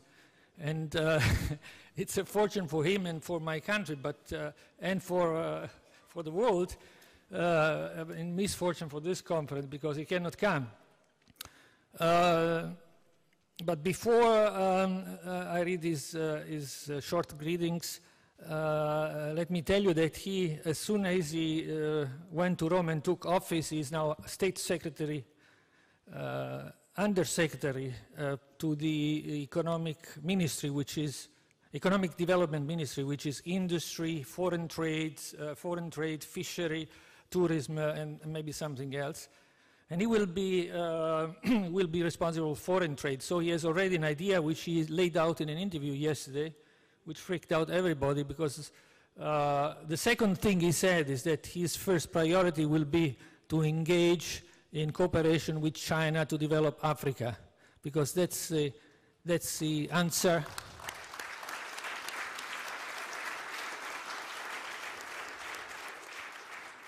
The answer to the migration crisis. The first thing he said, which freaked out everybody, is that concerns the national air company, Alitalia, which is in a crisis. So the previous government tried to sell it to anyone, and it looks like that Lufthansa is interested. So he came in and said, why should we sell it to our German competitors? Let's sell it to the Chinese. So everybody. And so he gave me a short message on WeChat. It's really 30 seconds, and I will just play it for you.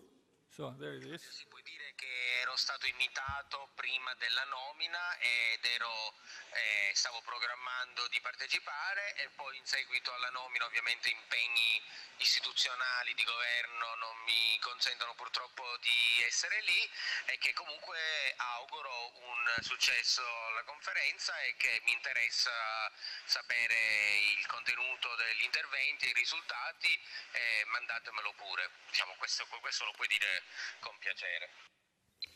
I think you understood everything, right?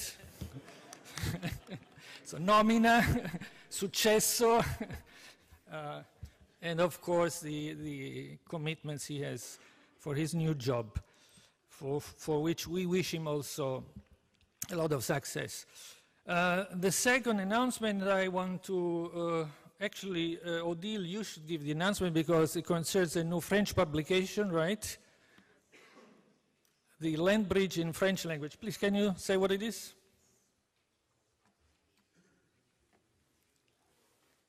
So So yes, I think it is an appropriate place and the appropriate moment to announce that the French version of the Land Bridge report is in preparation. It's not yet ready, but we intend to publish it beginning of September. And if you wanted to, if you are interested to already, get a subscription to this report, you can go to the table. We have the announcement, which is ready. So just keep following, and it will come in September.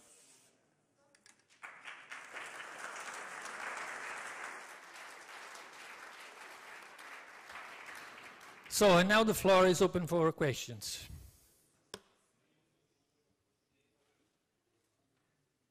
It's here to me. I have one question, please. You mentioned Yemen.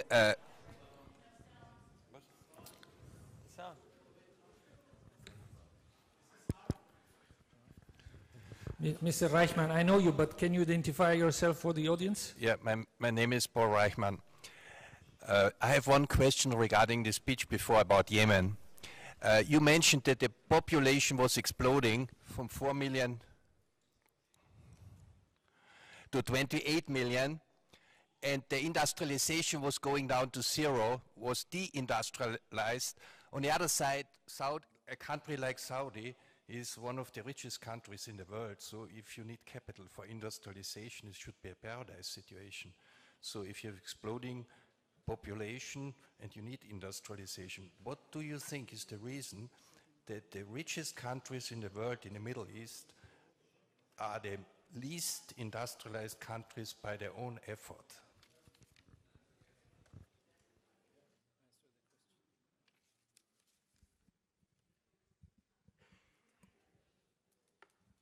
Thank you. First of all, I didn't say the population was exploding because for me, it's not a negative thing. The population was increasing, with extreme speed, but I consider that as a good sign because, you had the infant mortality rates decreasing, especially after World War II, because you have vaccination, you have other means to protect life. So I consider increase of population as a resource. It's not a problem. Now, the other thing is that there is a general policy is like nations who are, wealthy in natural resources, that they continue being dependent on these resources. Because in the discussion we have, and the report itself too, and also in our previous report, in the World Land Bridge, the Arabic version, we encourage nations who are exporters of oil to decrease that and heed the advice of Lyndon LaRouche, which he made in Abu Dhabi in 2002, where he said you should build nuclear power, and then oil and gas you should use not for burning, which is very stupid, but to use it as an industrial raw material, where you can produce petrochemicals, plastics, chemicals, fertilizers with a much, much, much greater value. And the reason that these nations are kept as oil exporters and not as industrial nations is because, first of all, that the flow of oil, which most of the world nations depend on, and now more increasingly China, Japan, South Korea, India, are very dependent on the oil going from the Gulf. This is an irony because most people think that the oil from the Gulf goes to the United States. It's not true. 90% goes to Asia, to the Asian giants. And that can be used as a blackmail against China and against Japan and other countries. The other reason is that the financial resources from the oil will not be invested in these countries, in building infrastructure, industry or agriculture. This money will be invested in the markets in London and in New York. So there has been a very conscious policy that these oil exporting countries will not build infrastructure. They will be exporting the dollars back to London and New York to be invested there and used in the transatlantic powers' interest, and also that there will be no development. Also, the political systems in these countries have to be kept in a primitive tribal systems. There's no democratic or political freedoms that doesn't exist in Saudi Arabia, but these countries will be kept protected by American arms or British arms and British intelligence. So they've become completely dependent for the rest of history on the superpowers. And that's why maybe that answers your question.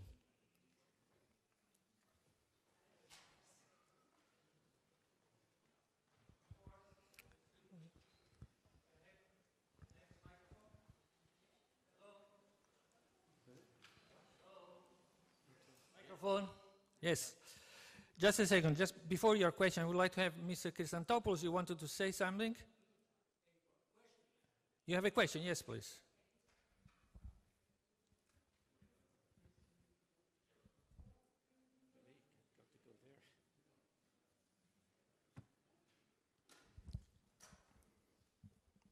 And then afterwards, the lady.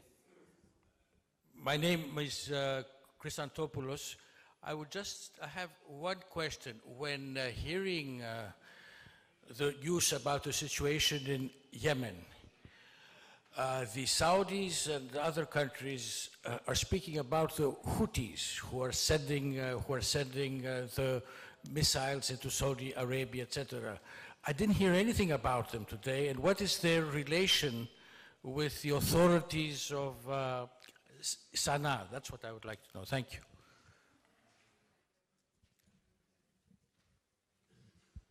Well, it's obvious that the Houthis or Ansarullah are the main power in Yemen, but there is also the mass media is also trying to mislead everybody that it was this fanatic group who are working for Iran, because both of them are Shia, are trying to destabilize Saudi Arabia and the other US allies and the Sunni states, which is not completely true.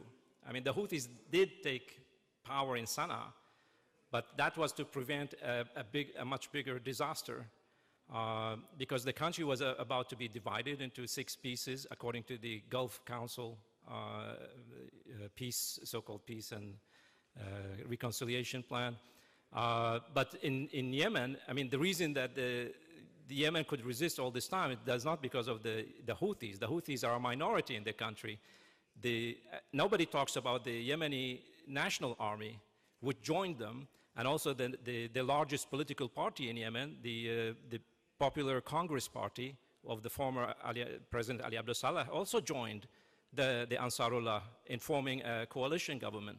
So these facts are not being mentioned in order to give the impression that this is just a militia, they are Iranian agents, and they want to destroy Yemen, kill the Sunnis, and destroy Saudi Arabia. I mean, they have no means of doing any of these.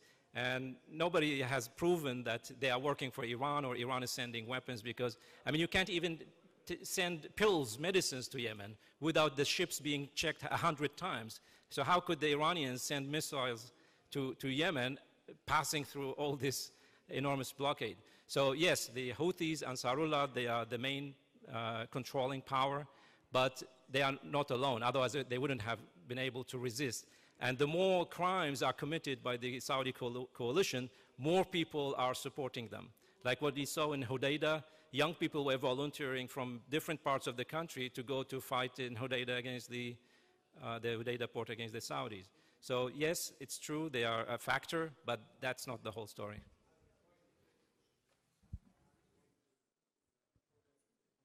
Je peux y aller?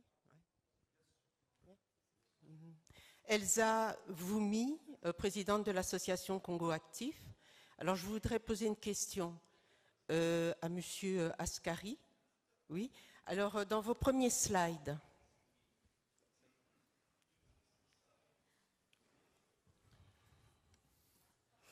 vous avez... A question for Mr. Askary. You have shown the first slide, Africa in blackness, and another picture with the light all around Africa, and all your introduction. When Jean-Louis Borloo have promoted a project to put light in Africa, a lot of African head of states was agree with this project of the Jean-Louis Borloo, the French former minister. Are you in direct contact with this kind of project? Is it the same project? It is my first question. And just a second question for the Nigerian representative. Can you tell us about the Congo Basin, Mr. the expert? What is the part of the Congo Basin which is inside the Democratic Republic of Congo? And which are the countries which are really concerned by what you call the Congo Basin? Because I have not really heard about the Republic Democratic of Congo. I'm not an expert, but I think that 50% of this basin is more than 50% of the basin of the Congo is inside the RDC. And your slide, and you have this red dot blue line between the Chad basin and the Congo basin. It was near the Victoria Falls, instead of in the middle of the east of Congo, where you have this war, this economic war of low intensity since 1993. I repeat it, what we call hell on earth is worse than what Hitler did.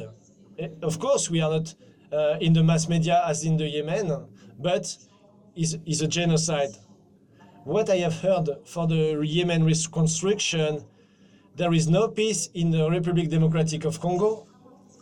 I'm very, there is, in the 8 states you mentioned, there was no the Republic Democratic of Congo. So please give me more details about the participation of the Republic Democratic of Congo for this project, because we are talking about sovereignty, respect of sovereignty, respect of the population, win-win, win-win cooperation. So are you in favor of the Check on Job project? And our parents, which are working with Nkrumah in Pan-Africanism, are you in this direction, this philosophy? Are you as African?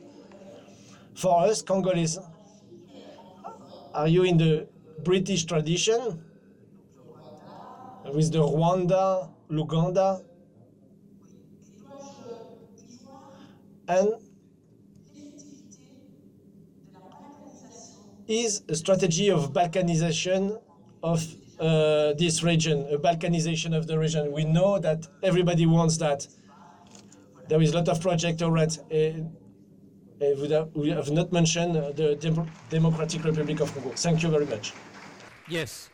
I was just given a message that the orchestra needs to rehearse in this room as soon as possible. It's 6 o'clock already, so I think we should take one more question. Since a gentleman who wants to raise a question, are you happy with her question, or do you want to raise your question?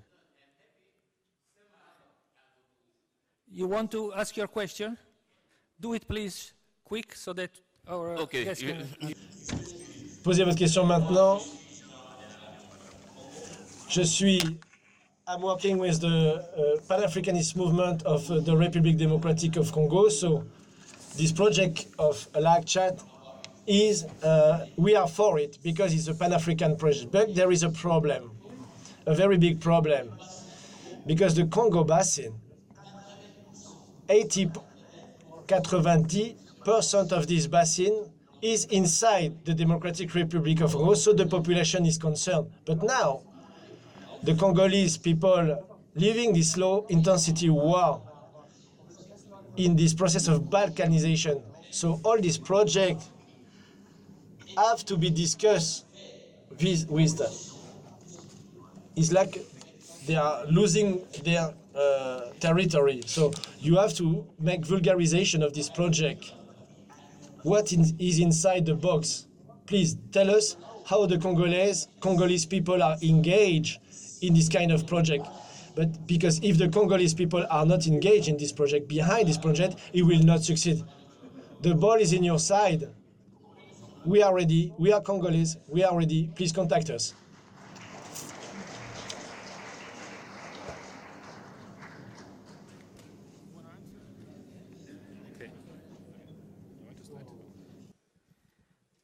Yeah, short answer, no, I have no idea about the French project to electrify Africa. I wish that was true. Maybe my friends in France can answer that question. But we looked at other project, which is called Power Africa, which the Obama administration launched in 2009. And it was a big joke because it will keep Africa dark in the night, basically. But you can take a look at it yourself, the Power Africa projects. What we are talking about is 1,000 times larger than what the Obama administration was proposing. And therefore, what you saw in the image I presented from 2050 is, I asked my friend Chance McGee, if we implement all these projects we have in this report, which we are proposing, not only, we are not just writing about the projects which are being built, we are talking about how Africa will be in 2050. What is necessary to be done in Africa, in general lines. And that was the result. If we do all these projects and if we are successful, then we will be able to have that beautiful picture of Africa by night. So if you want to know how that will achieve, buy a copy of this report. No? Go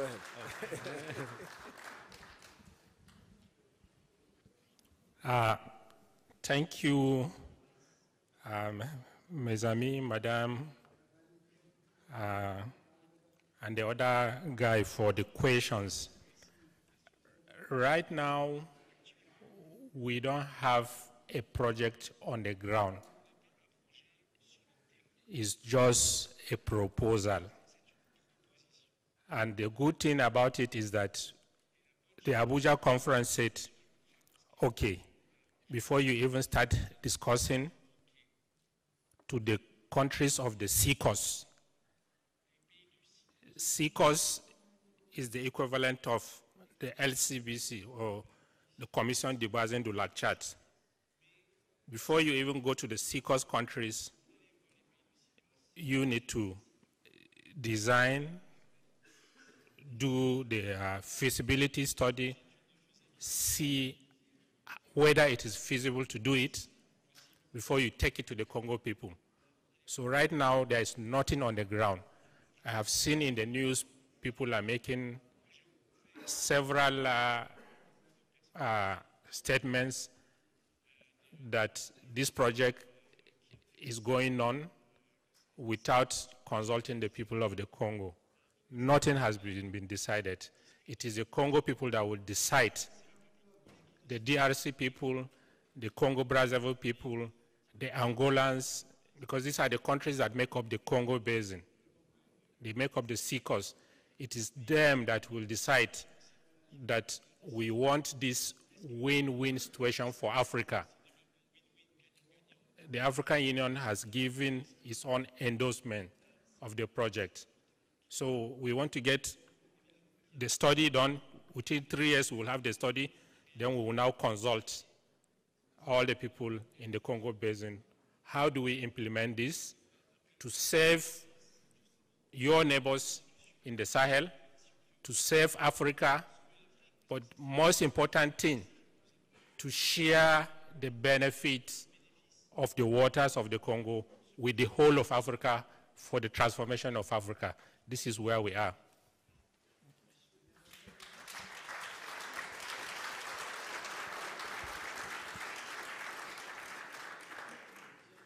In addition, of course, it's still in the conceptual stages, but in addition, my understanding is that the Democratic Republic of Congo has an observer status in the Lake Chad Basin Commission. At least it's keeping abreast of what goes on there. And then there's the International Commission of the Congo, Wibangi, Sangha Basin. I understand that they also participated in the conference. So Congo is fully involved. There's nothing that would happen without the Democratic Republic of Congo, as well as all the other countries that would be affected by this project. And lastly, I would say that I still want to emphasize, not just the Chinese, but also the European participation in projects such as these. What we need in the world we live in today is less Frontex, more Interreg. Interreg is there that it can be used as a resource for planning these sort of projects in Africa and other places. Thank you very much.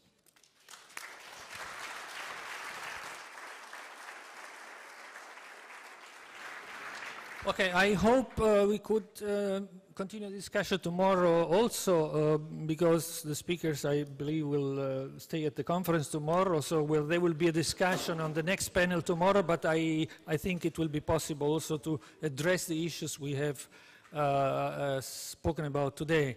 So this would be not a classical closure without the last two announcements. The first one is that you will find this the second new edition of the Land Bridge report outside if you want to look at it and buy it and support the Schiller Institute. And I would like to join the call by my friend Jacques Cheminade, which he did today.